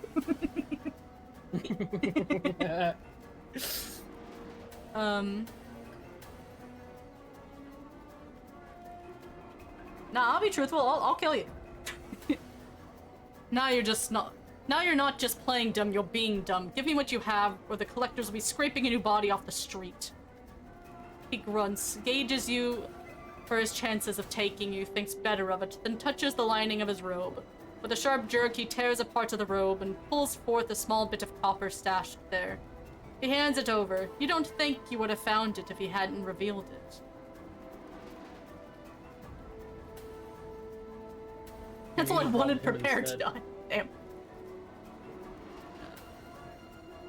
Now leave. I don't want to ever even hear of you pulling this little con anywhere in Sigil again, understand? Damn. Such a Chad. He nods, agreed. We'll never cross paths again. I'll find another job elsewhere. Very well, now go. That's right. Easy as 50 bucks. So he wasn't one of the fellows? He was just a pocket? Yeah, he's not an Pickpocket? actual dustman. Hmm. He's still here! He ran away and then came back. That's it, I'm fucking you up. No. I'm leaving, let me be! Suggest you make haste. Fucking... I told you to leave! Fucking leave! Look, he's coming back! Holy shit. What the fuck? Why is he programmed this way? Why doesn't he leave? I guess it's because he's like designated to be in this area or something. But it doesn't. Weird. That was funny. What was I even doing?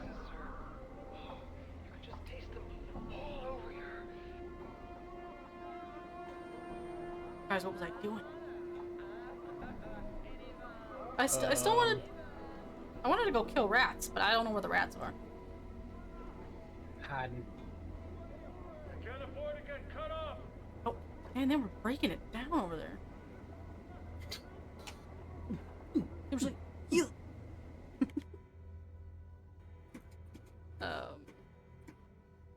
Bring brr. While I'm here, I can grab some healing items.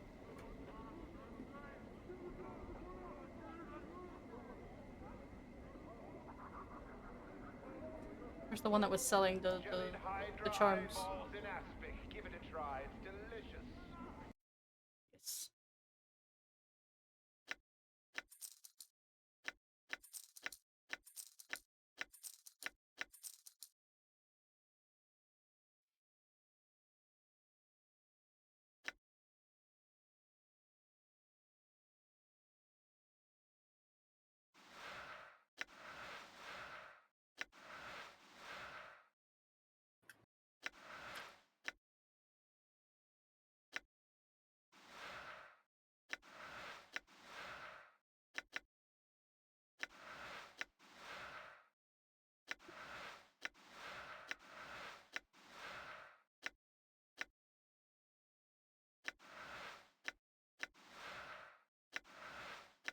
Oh, I see. Kind of confusing.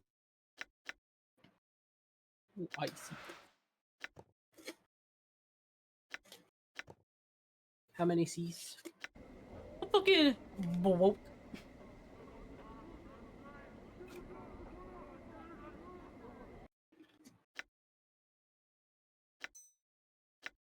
I am officially dead broke. Nothing. Can't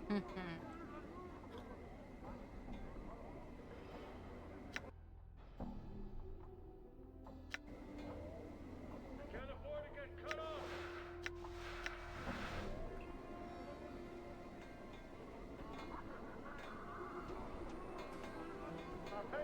Go be risky and try to go into the thing. I don't know, the dangerous alley is where I was, wasn't it? Oh. I am not a jackal. My name is Lucas.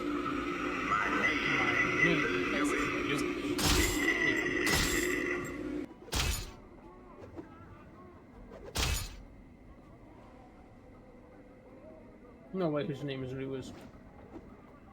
No way. Hit him! Damn it.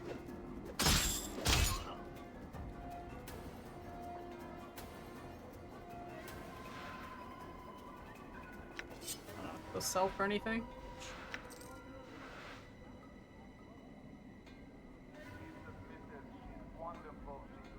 They really try to lure you into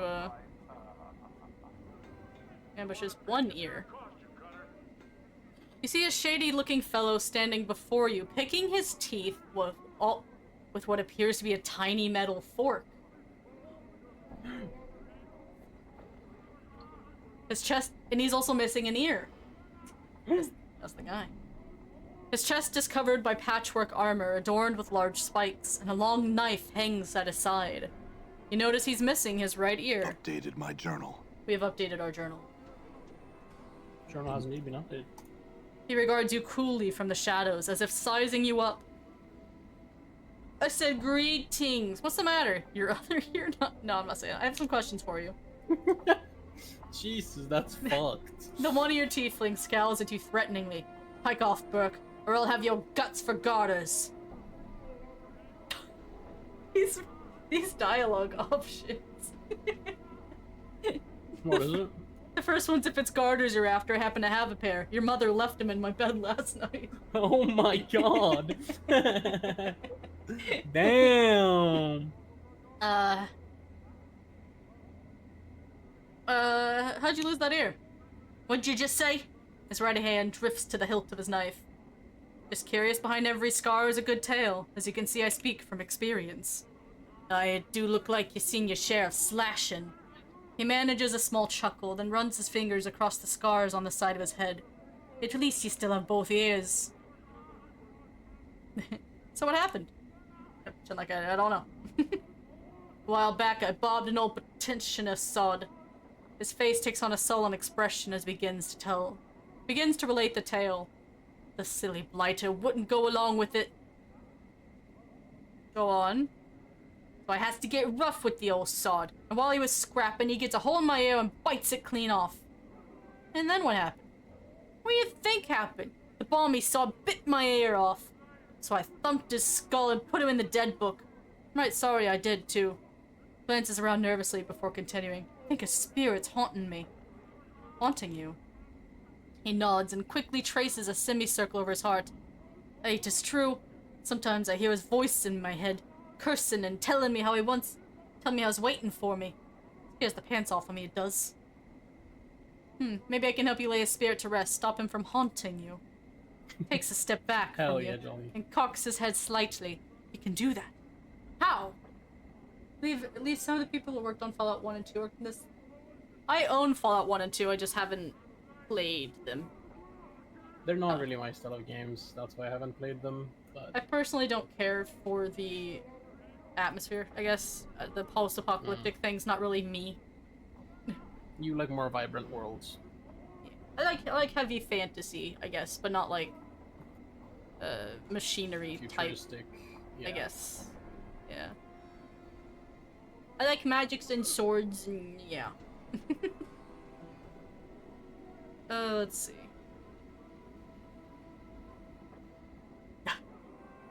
Lie. I have powers over the dead. All I need to quiet the spirit is an item that belonged to it in life. He eyes you suspiciously for a moment, then shrugs his shoulders in resignation. Alright, Cutter, here you go. Don't suppose it's worth much anyhow.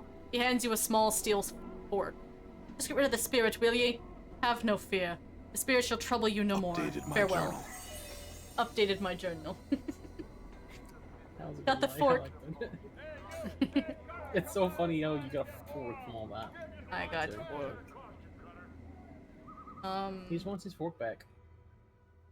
It's just right here. Perfect. I think, but it's called us. Interesting. That's a little bit more. The issue I have with steampunk stuff is the worlds are usually very like same colory. It's is like this the fork bronze. you speak of? Nestor hastily snatches up the fork. My fork!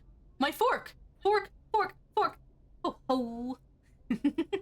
He hops up and down excitedly, waving the fork back and forth in an elaborate pattern above his head, as if he were performing some sort of ritual.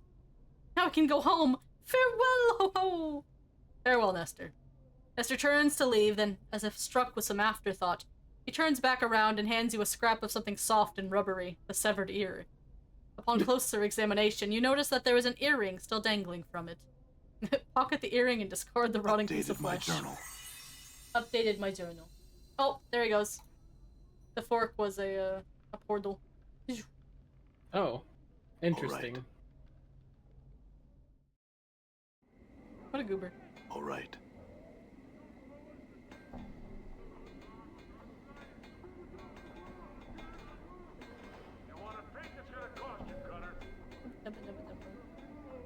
Fleece, you have a name. Oh. Oh. Oh. I'm getting attacked while I try to talk to this man.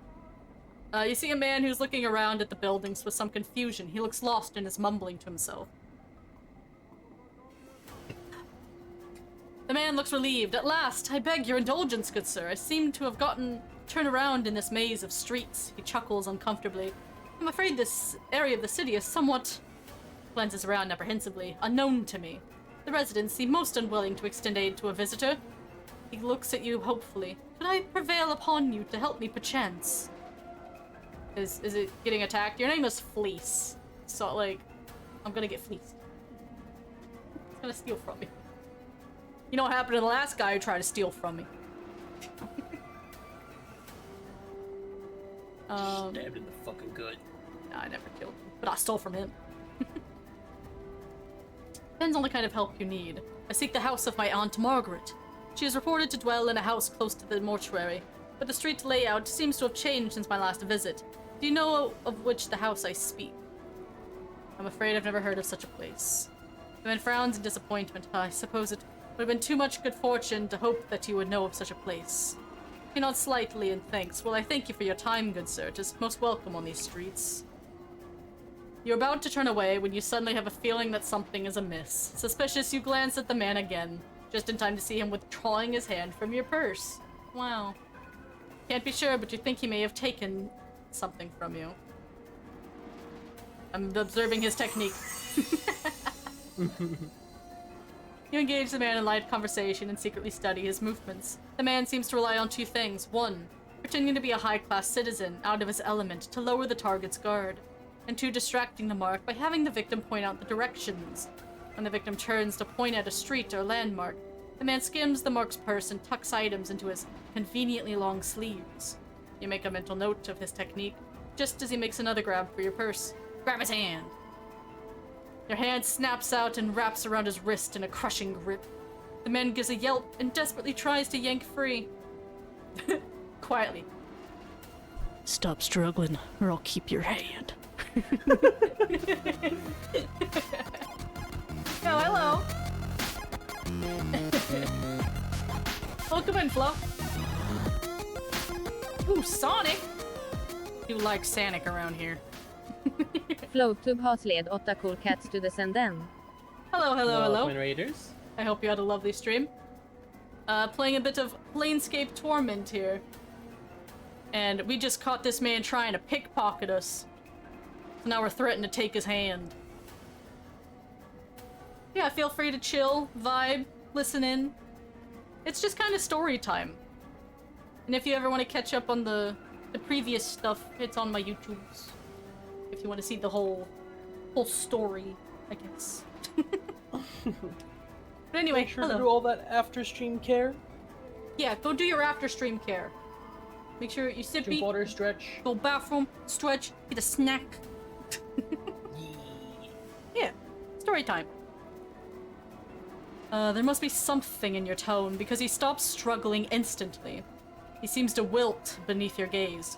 Return what you stole from me now. He nods and begins to empty his pockets. He gives you a handful of coins, far more than he stole from you. The total must come to a few dozen copper commons. Oh, that's weak. The other guy gave me 50. So how much did you get? Not truth. Give me everything else you have and I won't kill you. He swallows. Cutter, that's it. Nothing more. I meant everything, so give me everything. Oh my god, you're playing the villain, dude. How am I the villain? He was stealing from me!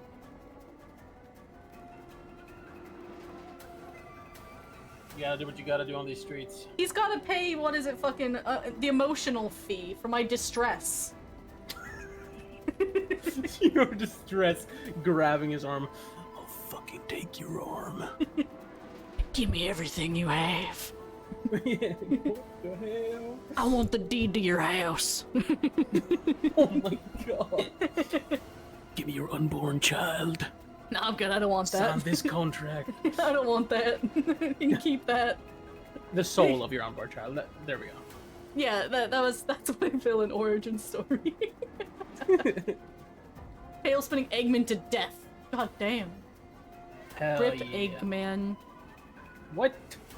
Alright, No! fine. I never How want to will see something you two happen? again. Understand? He nods. Punch him to make sure he understands. Oh my god. I'm not gonna punch him. I'm not gonna punch Such him. a horrible fucking thing. Let him go, then leave. Alright, now I got all these fuckers Damn. trying to attack me. Hold on. Yep. See that? Not too long ago, Sen played a lot of. I think it was Adventure 2, yeah? Yeah, Sonic Adventure Battle 2. Peak. Oh, a Clot Charm. Perfect. We love that. Alright, so anyway. Need to go watch the tail spin intro, right? Yeah. Yeah. Where's this go? Ragpicker Square. Oh, shit. This is where apparently Farad's supposed to be. Oh, good. Oh, Farad. Cat puts you. Schmidt. Alright, All let's right. take it easy. Take it real easy, like. Proud of you for tail spinning Eggman to death. Yellow couldn't have fingers. been easy. Why are fingers yellow? It's good to steal. This weaselly-looking fellow is skulking about the garbage like a tattered shadow. Seeing you and Mort, he beckons to you. "Psst, hey, the skull. Where you get the skull, eh? Me skull it is. Give it back to me." Mort turns the hiver. Pike off. Truth Quantic? No. Who are you? Skull's mine, eh? Give it to me. I'll forget you stole it. He mumbles, his narrowed eyes darting. Captain is- Skulls is. Not your skull. Call me a liar, eh? Skull's mine, mine! He mumbles for a moment, eyes rolling and darting. Ye the thief spitting lies. I'll gut ye. Damn, everyone wants. Touch me and you'll Everything. regret. You'll be regretting it in the. Hold on. Touch me and you'll be regretting it the short few moments before you die. The man glances at you, eyes narrow. He doesn't look too sure of his chances. He mumbles a bit, but doesn't do anything. Me skull, you're a thief. A thief. Stealing. What proof do you have that this is your skull? He stares at you for a moment like you're addled. It's fucking mine! Talking proof! Don't know nothing. Give me the skull back nows. No. This skull is its own person. Stop. Get lost, mongrel. You suddenly notice that Yellowfingers is standing too close to you and that his hand darts out as if trying to pluck your purse. We gotta keep observing the attempts. I get free XP. You watch closely as Yellowfinger's deft fingers slide into your coin purse and out again. Probably with several coins in their grasp. Despite the quickness of it all, there was a certain familiarity to it, and you're certain you could do the same with a bit of practice. Grab his hand! You know, I feel like I've been here before. This What? No. is like the third time. If I had a nickel for every time you get You'd have- pickpocketed, you'd I'd have- have 3 nickels. You'd have 3 nickels. Which is not a lot. But it's weird Which it's happened 3 happened times. 3 times in a row. You grab his hand. Yellowfingers look startled. Hey, what are you doing? Let go! He struggles but can't break your grip. Nah, I want to keep telling the truth. You're robbing me. I'm gonna kill you. Oh shit, we're just straight doing it. Oh shit! Oh no! Oh fuck! Oh no! I have no health. What happened? What did he do? Pink! Hold on. Just hold on. Hold up.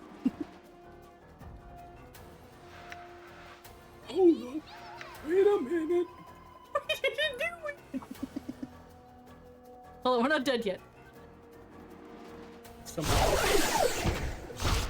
Oh, I did it. Okay. I think Damn, he you guys magics. fucking fucked him up. Oof. Yeah. Big money. Ratbone. Thank you for the follow. All follows are anonymous. Don't want anyone called out, but thank you. Yeah, we appreciate all the lurkers. Alright, Ratbone. You saw me kill that man, so don't you try nothing. It's funny how it's been like person to person to person doing the exact same thing, basically. Or well, they have different thieving or pickpocketing techniques, I suppose, but like, Yeah. I mean, it's just... It's the slums. They got pickpocketers everywhere. Shit's hard out here, man.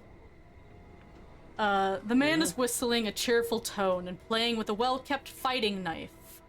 As you approach him, he stops whistling and gives you a curious look. What you want? Got some questions. My name's Ratbone Cutter. I'm a thief for hire and the employee of Sharegrave, the boss of the collectors you see round this square. He pays me mostly to learn his lads to be real quiet like, and how to fight if they runs into a spot of trouble. It's likely the only questions I'll answer for you, Cutter.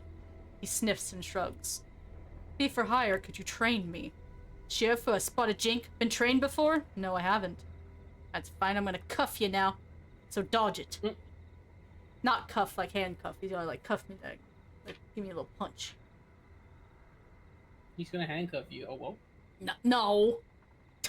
He suddenly swings his open hand at your head. Dodge the blow. You avoid Ratbone's blow. Not bad, Cutter. How about that spot of jink? 50 commons and I'll see you trained right up. 50? 50's a fucking lot. You didn't show me nothing impressive. That's a I lim dodged lim. your blow. Yeah, that's a whole limb. I could get another limb. I don't think I can buy more than one. I don't think you can find more than one. Sadly. All right, do we pay the man for training? How much do you have right now? 73. That's rough. It's like nearly all my money is at the moment. Yeah. But we could ideally get some good XP. Just don't know.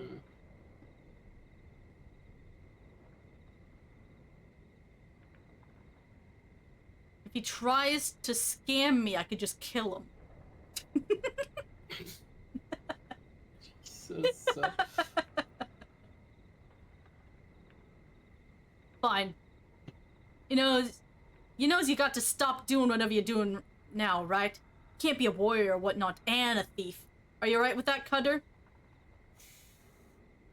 I see. I get trained in a different class. Oh. No, I'm gonna take my money back. I see. Huh. I mean, I could be a thief. I got so much thieving experience now. You're getting regular experience from that, right? I believe so.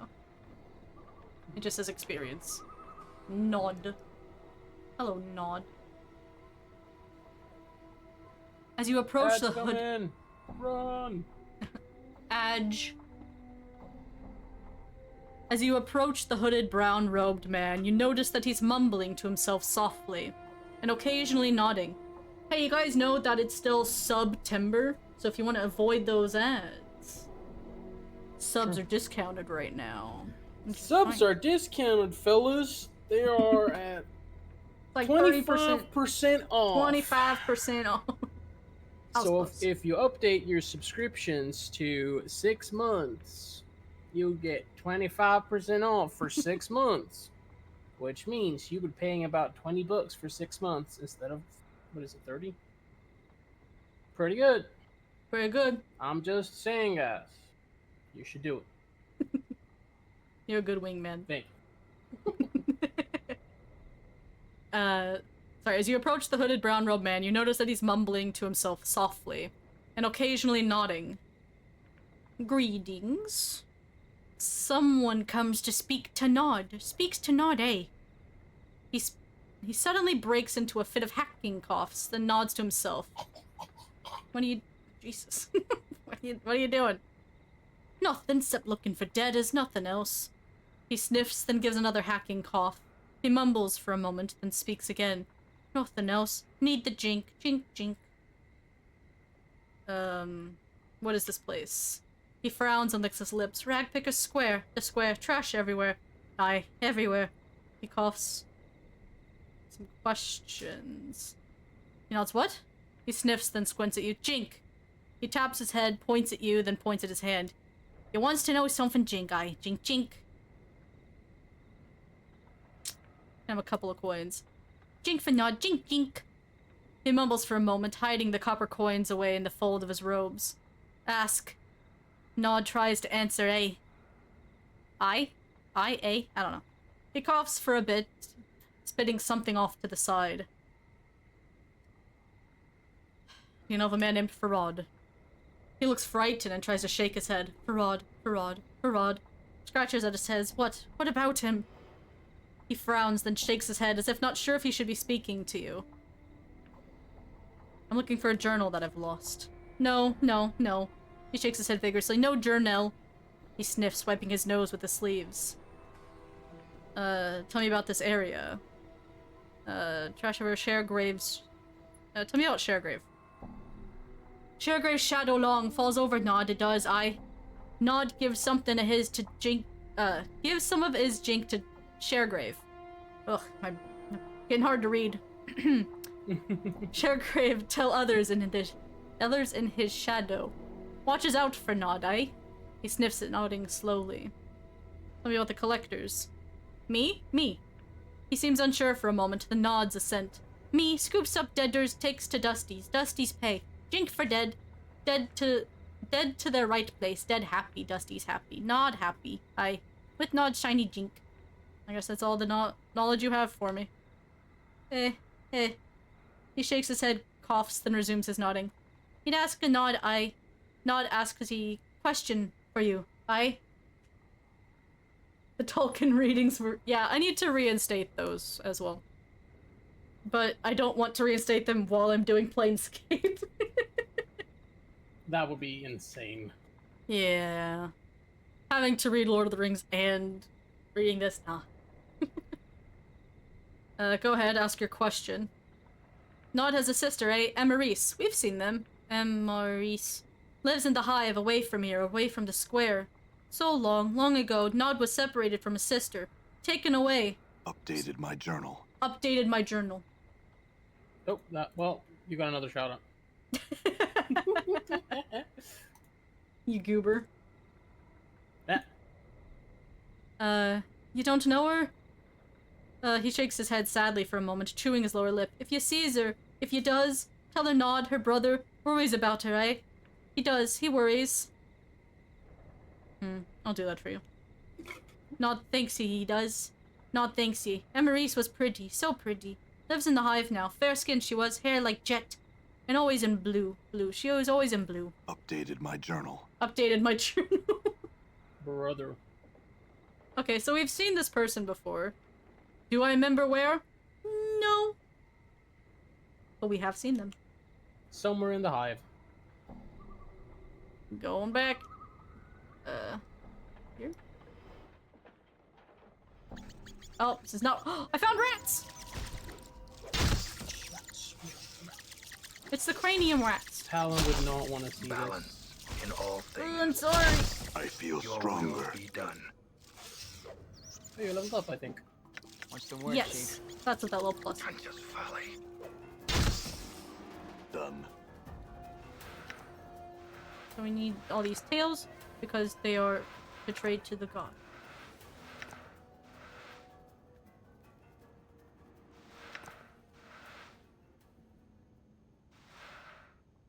Nothing? Nothing.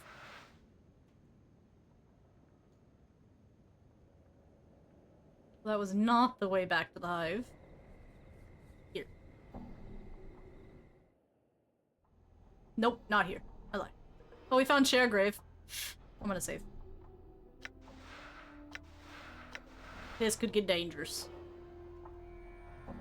Hi!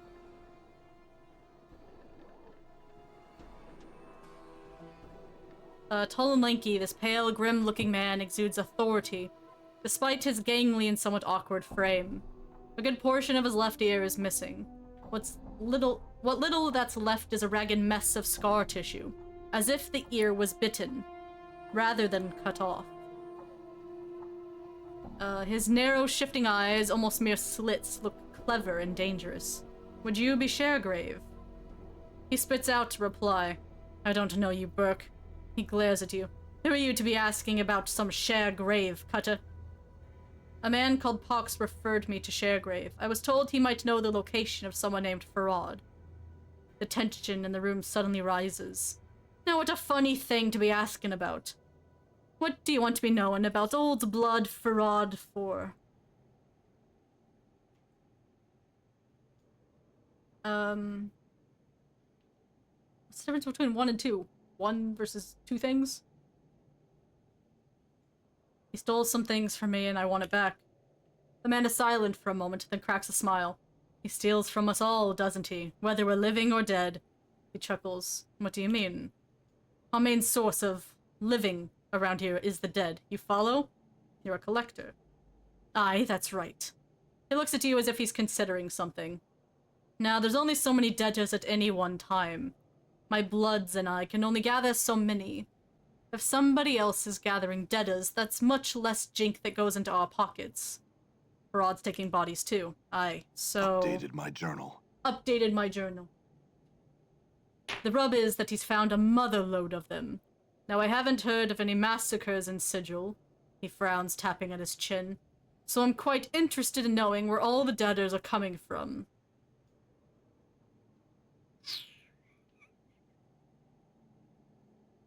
I'm kind of too scared to ask for a price. I could find out for you if you'd like. Oh, hi. And how would you do that? All I need is to find him. Let me worry about the rest. Updated my journal.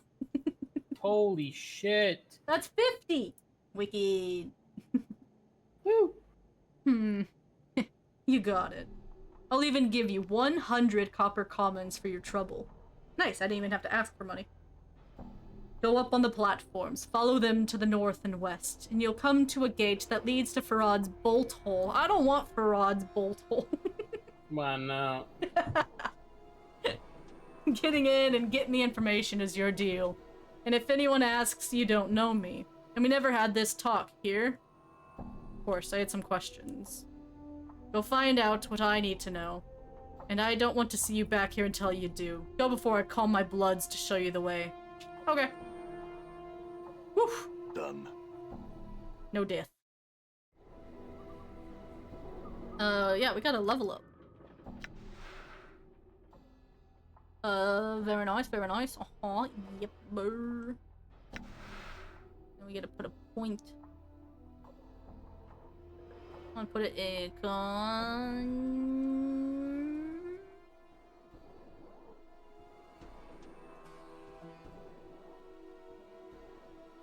Sure. Level 5. This is probably the worst place Let's we can be go. in Sigil at the worst time.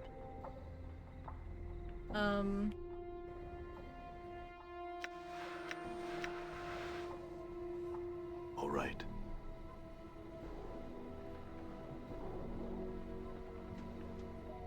Let's go find his sister.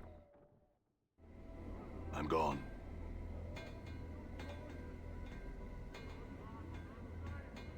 No idea. Cutter, come on, you don't want to sleep out here. It's cold.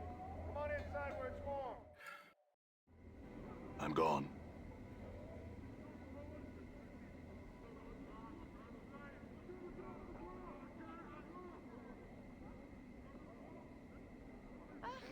I've never seen something so ugly. I've not. I never went this way. I can't find any daters. Maybe I can get it dusty.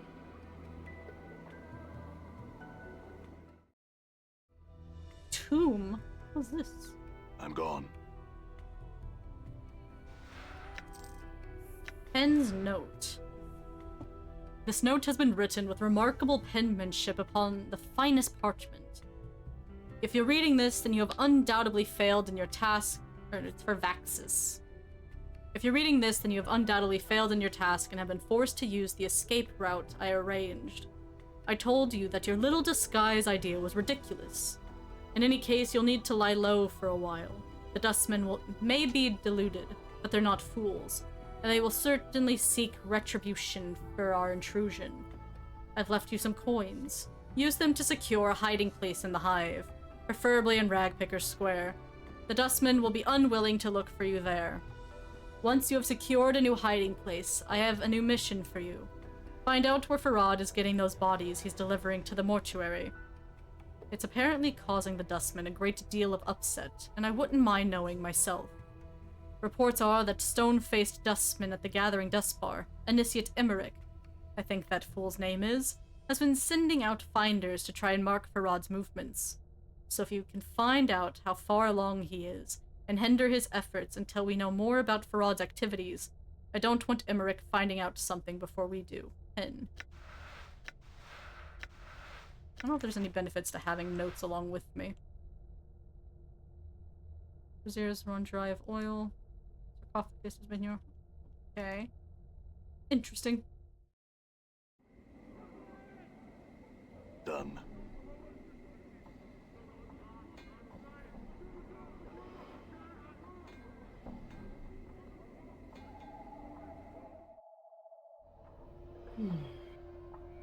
Angyar. This man looks haunted, his eyes are half-lidded, as if he had trouble sleeping, and his hair is long and unkempt. His beard is flecked with bits of dead skin and old bits of food. He doesn't seem to notice you as you approach. Greetings.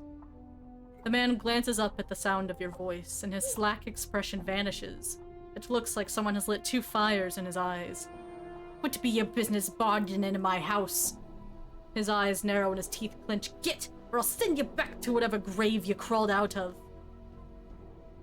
I calm yourself, I had some questions.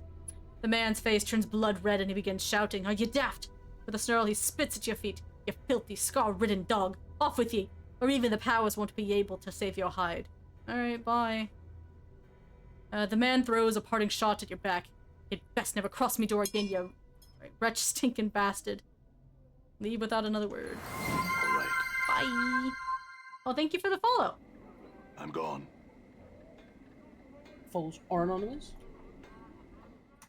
So don't be afraid to pop in and say hi if that ever happens. If you want to be seen. I'm gone. It's to make sure the lurkers are okay. I haven't seen this person's name yet. We're looking for never mind, I found it. They're right here, but we gotta kill these guys. I shall serve. You don't. Damn, it's up. Endure. I'm not clicked on everyone. In enduring, grow strong. It's so hard to click my targets. Ugh. Sounds good, Flo. Have a great rest of your night. Nanoi! Thanks for coming in. Lovely Thanks to for the see you. raid. Yeah, huge thanks for the raid. Yeah. Very kind.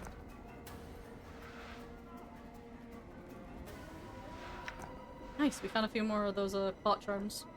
Very good, very good. They're good healing and they give me some buffs.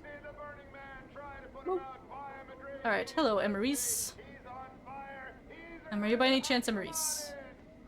She stares at you silently for a time, then speaks. I was called that, once, long ago. Who are ye?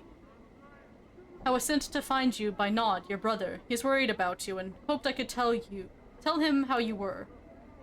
Nod? He's alive? Where? Why didn't he come to seek me out himself? I think he's ashamed. He's a collector now, living in poverty in Ragpicker Square. He doesn't seem quite right in the head, I mean. My journal. Updated my journal. Aw, thank you. I eventually plan on making it a 3D model. That's a lot of work. And I've never 3D modeled before. But I do plan on learning.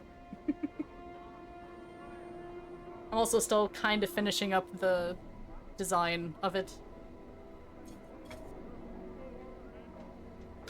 Alright, aye. He was a bit touched, even as a child, when his name was Thodis. Oh, I've missed him so. Ashamed, though. Ha! Me own work's no more proud. Oh, well, at least I'm doing well for myself. For a hiver, at any rate. I must visit him soon. She looks at you closely for the first time since you've spoken. Are you a friend? And nods her. Of a sort, yes. Why? Could he... She frowns, biting her lip, as if considering something. Could she give this to him? She steps close to you and offers a pouch of what looks to be about 100 copper commons. I'm gonna be a good person. I'm gonna be a good person. I can do this. I can do it. I can be good. Yes, I swear I'll get it to him. Updated my journal. Updated my journal. She hands you the pouch. I thank ye. Go speak to Nod for me, and I'll tell him how I worry about him so. This is really testing my morality. I want the money. I'm gonna be good.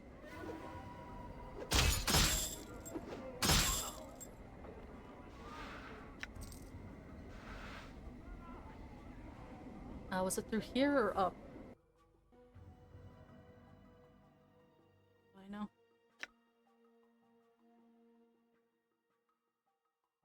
I don't know if it matters. I think I can get there both ways.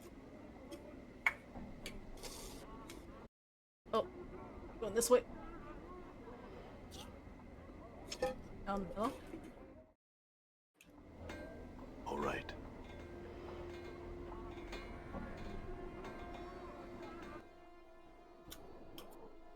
Oh, I'm right here. I can get little monies for my rat tails. Get a little heal as well. Actually, before I heal.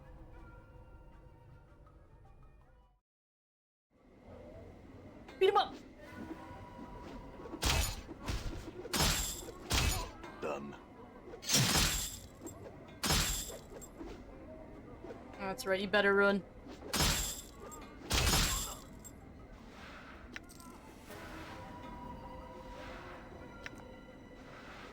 Easy peasy. One might even say gone. lemon squeezy. Whoa. Yeah. Got some rat tails. Give me the bounty on them. I had more than one.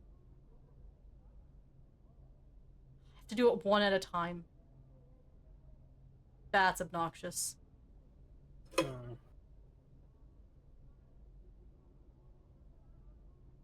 That's super annoying. Yeah, that kind of sucks. Thank you. Hi, Rose. Nom boyd face. I like the name. Relatable. Agreed. There we go. Free rest. Get our heal. And then we need to head back to Nod. Wait, we didn't get a full rest, though. Like, he still needs HP. Aw. Weird. Okay. We somehow have to figure out how to get back to Ragpicker Square. Dude, every time I step out of somewhere, I get attacked. Die. Jesus. Dog. Damn it. Yep. Nice. Gotta get all our loot. Oh, my inventory is big full. I need to go to the market. Which is right here. Perfect. Welcome in, Rose.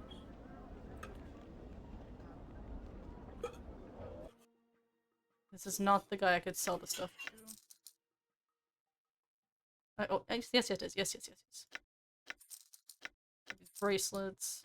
I don't use those right now.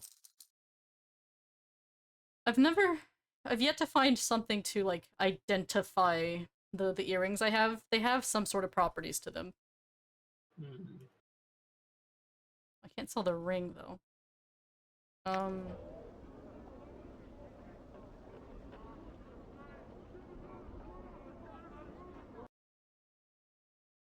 I sell it to you? Yes.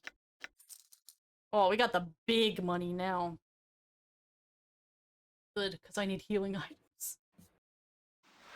Wish I could afford these, but they're way too much. I'll just stick with these.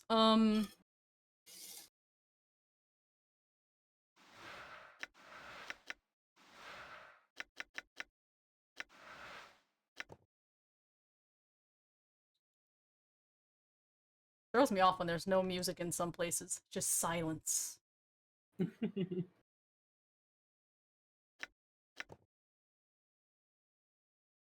think that's actually a pretty good idea sometimes to build ambience. It's just spooky. Like, I wish I could still hear the sound of, like, the merchant, the area I'm in. I still want the ambiance. Yeah. I'm not gonna sell, or use all my money. Ragpicker Square. See, I can hear it when I'm in the map. I want here. It's up here. Hey, we're being watched, Chief. Just look natural. Casual. I paid you what you're worth. I'm See? gone. Go into a new area, get attacked. Every time. There's too many thugs. Bro, I can't hit. Oh my god. Is there someone who can get your accuracy up? I don't know. I know it's based on, like, roll system, but...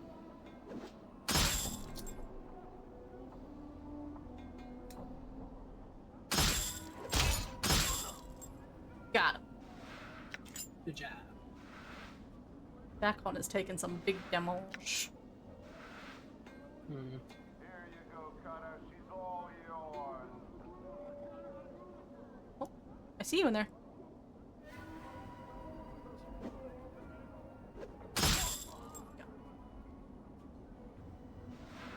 Weird, awkward, scenery. There we go.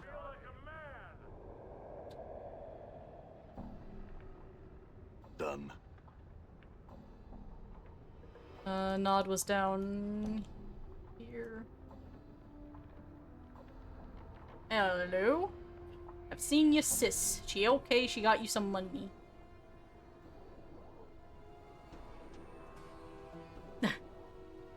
You did? Nod's so happy he is. How's Nod's sister? Tell him of Emaris, Nod, please.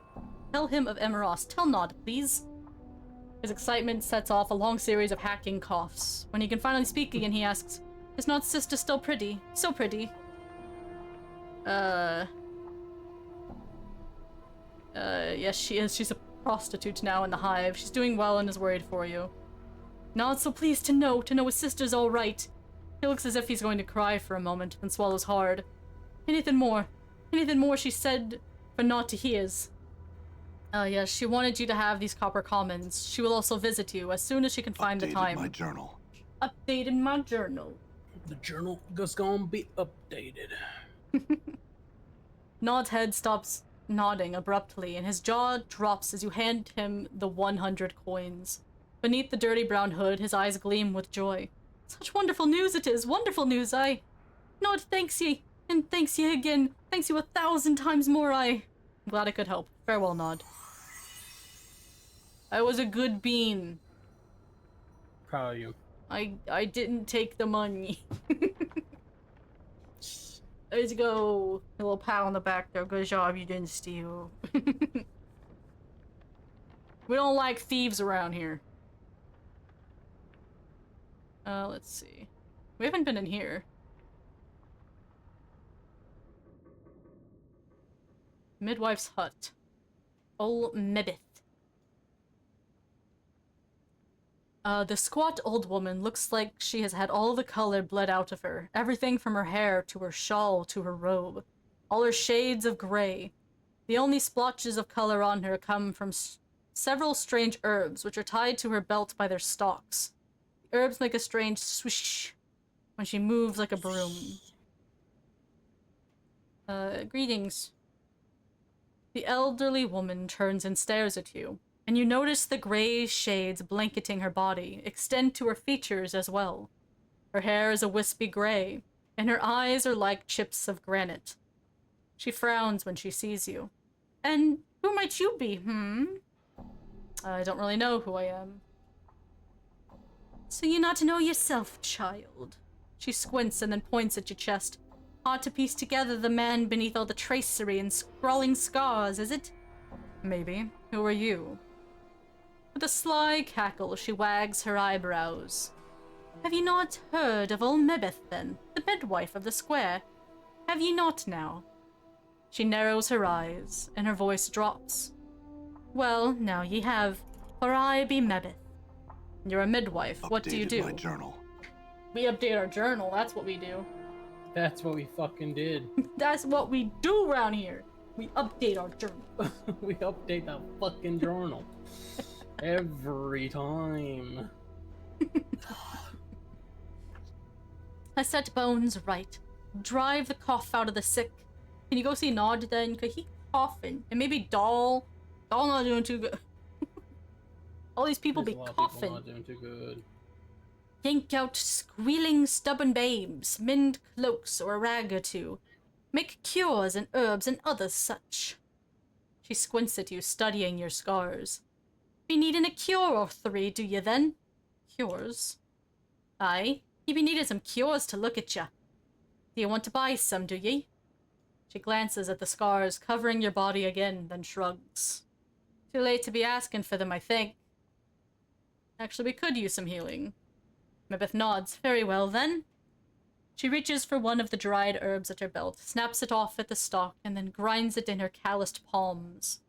Small wisps of dust and pollen rise from her hands.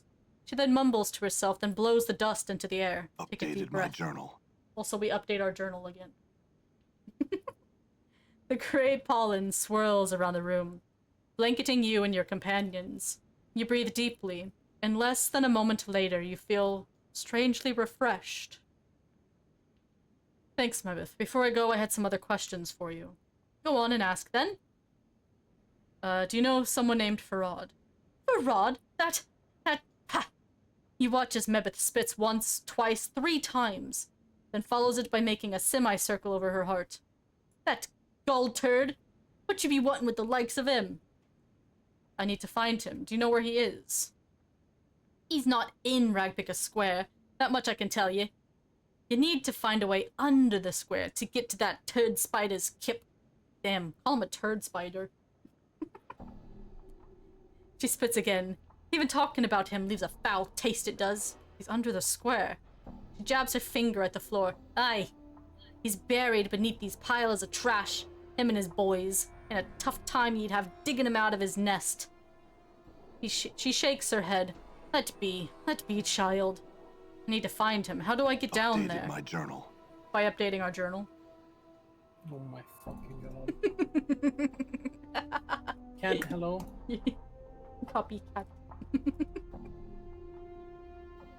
Mebeth frowns, then sighs. Can't tell. Farad's got a gate that leads to his nest somewhere here in the square. It's just a matter of finding it. You might want to ask some of the others, some who travel a bit more than old Mebeth. Missing a journal, do you know where one could be found? Mebeth thinks. Haven't seen one. If it's in the square, which I doubt, since folks don't traffic much with the books and the like, it's most likely been sold or stolen. Was it something important to you then? A magic thingy? All glowing and sparkling with magics, eh? If so, you might never see it again. Maybe not. I had some other questions. What do you sell here, Mabeth? I sell rags and herbs and cures and charms and mixes and poultices and all the wash. She shrugs. Also, if you find a queer item you can't figure out, bring it to Mebeth. Can I be the queer item and you figure me out, please? Wow. Bring it to Mebeth. No promises, child, but mayhap I can riddle out what it is. I do have a couple items that need identified, so that's nice. I'm sure it costs, though. Can I see what you have to sell, then? Ah! You sell the charms and stuff. Corpse flying cockroach. Blech. Oh, a bone charm. It's one of those crooked fingers that you need for the...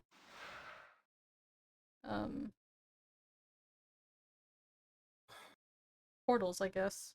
Very expensive. Holy moly. Sorry, what else did it do? Ah, I see. Blindness. That's pretty good too, though. 600. No wonder. Well, what I want most is I'm gonna crush out. I'm actually gonna crush out. sorry, was I able to I'm sell? gone. Where are you at, Mebeth? Come here. I sell my other stuff. I can sell these rings.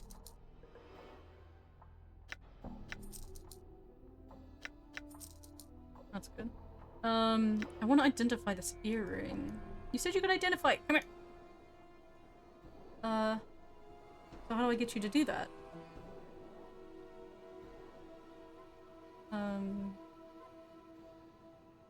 Are you a witch, Mebeth? Mebeth scrutinizes you. I say not as to what I am and isn't. But what ye be wantin' to know so full bad for that ye houndin' old woman, balkin' and sniffin' for a juicy bit of gossip. I want to learn magic. Could you teach me? Mebeth laughs. Ha! I'm no teacher, no school mistress all set up to teach like them in the big fest hall. There's others somewhere, I'm sure, that spill the dark of it. You'd be wasting your time with all Mebeth, so you would. I don't agree. I think you'd have a lot to teach. Mebeth looks at you intently. Oh, I? Why do you want to learn such things?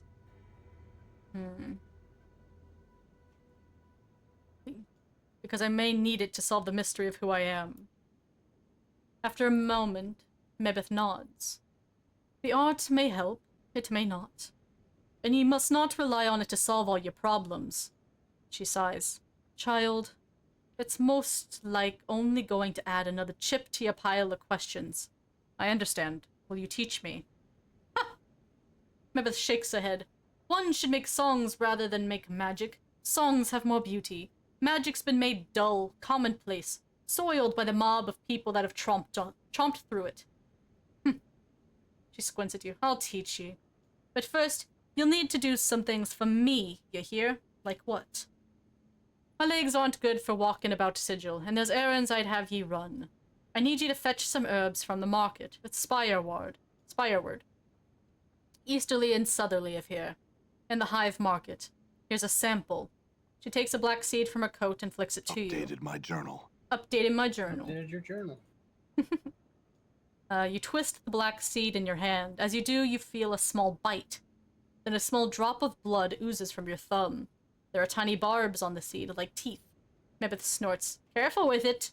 Show it to one of the fruit merchants at the market. They will show you what herbs you seek. Alright. I know where to go. I don't know how you get them to identify.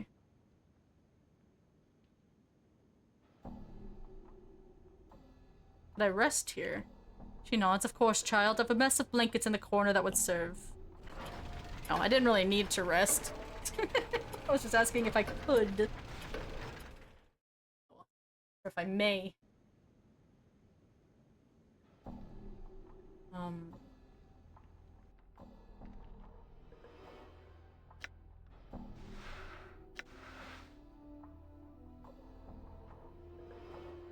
Oh, here we go. Identify. I only have the one earring. Oh, is it because I'm wearing the other one? 100. Damn. Whatever. Identify. I see. Plus 10% stealth skill bonus. Used only by thieves, though. Let me unequip the other one that we've had.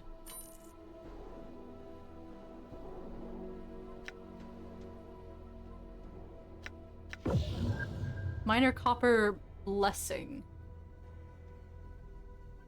Carries a minor blessing from one of the gods of wealth on some backwater prime world. When held in the hand and the word copper is whispered, it gives the wearer 33 copper commons. Blessing can be used 3 times before the enchantment is exhausted. Oh. If I use it 3 times, I'll get some money. Okay. Curious though, how much is it just to sell it the way it is? 120. That's more. Question is, how much do you get? it would be 33 3 times. Right? Oh, so 99. So I get more from just straight what does it say selling it. exactly? It said if I use it 3 times, I get 33 money each time. Huh. You can only use it a total of 9 times. I can sell this earring for 200 as well. But I don't know if I'm gonna become a thief or not. I'm just gonna hold on to those. Or, well, I could sell the other earring. Ugh. However, we have reached 4 hours. Which means... yes, I'll be doing the big self-care. After I end this stream. No! No! My content!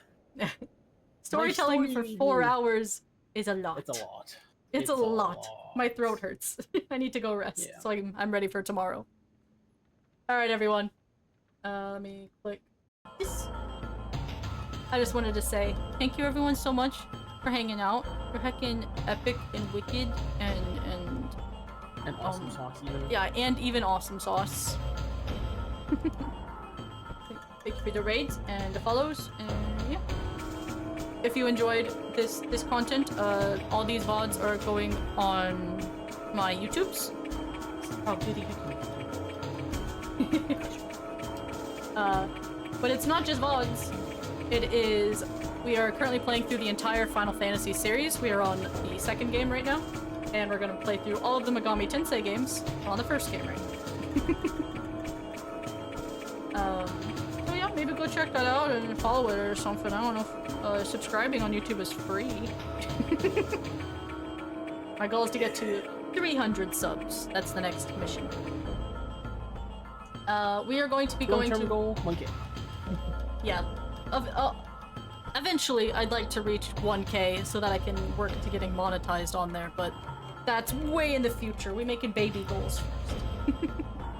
Thank you for watching the stream. We are going to be raiding our good friend Okami. It is their birthday today, so make sure you say happy birthday. They're a good people.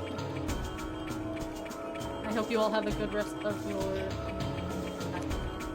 day, whatever your time zone is. And I'll see you sometime tomorrow for more of this. Bye-bye! Love you all. Bye-bye. Thanks for hanging out.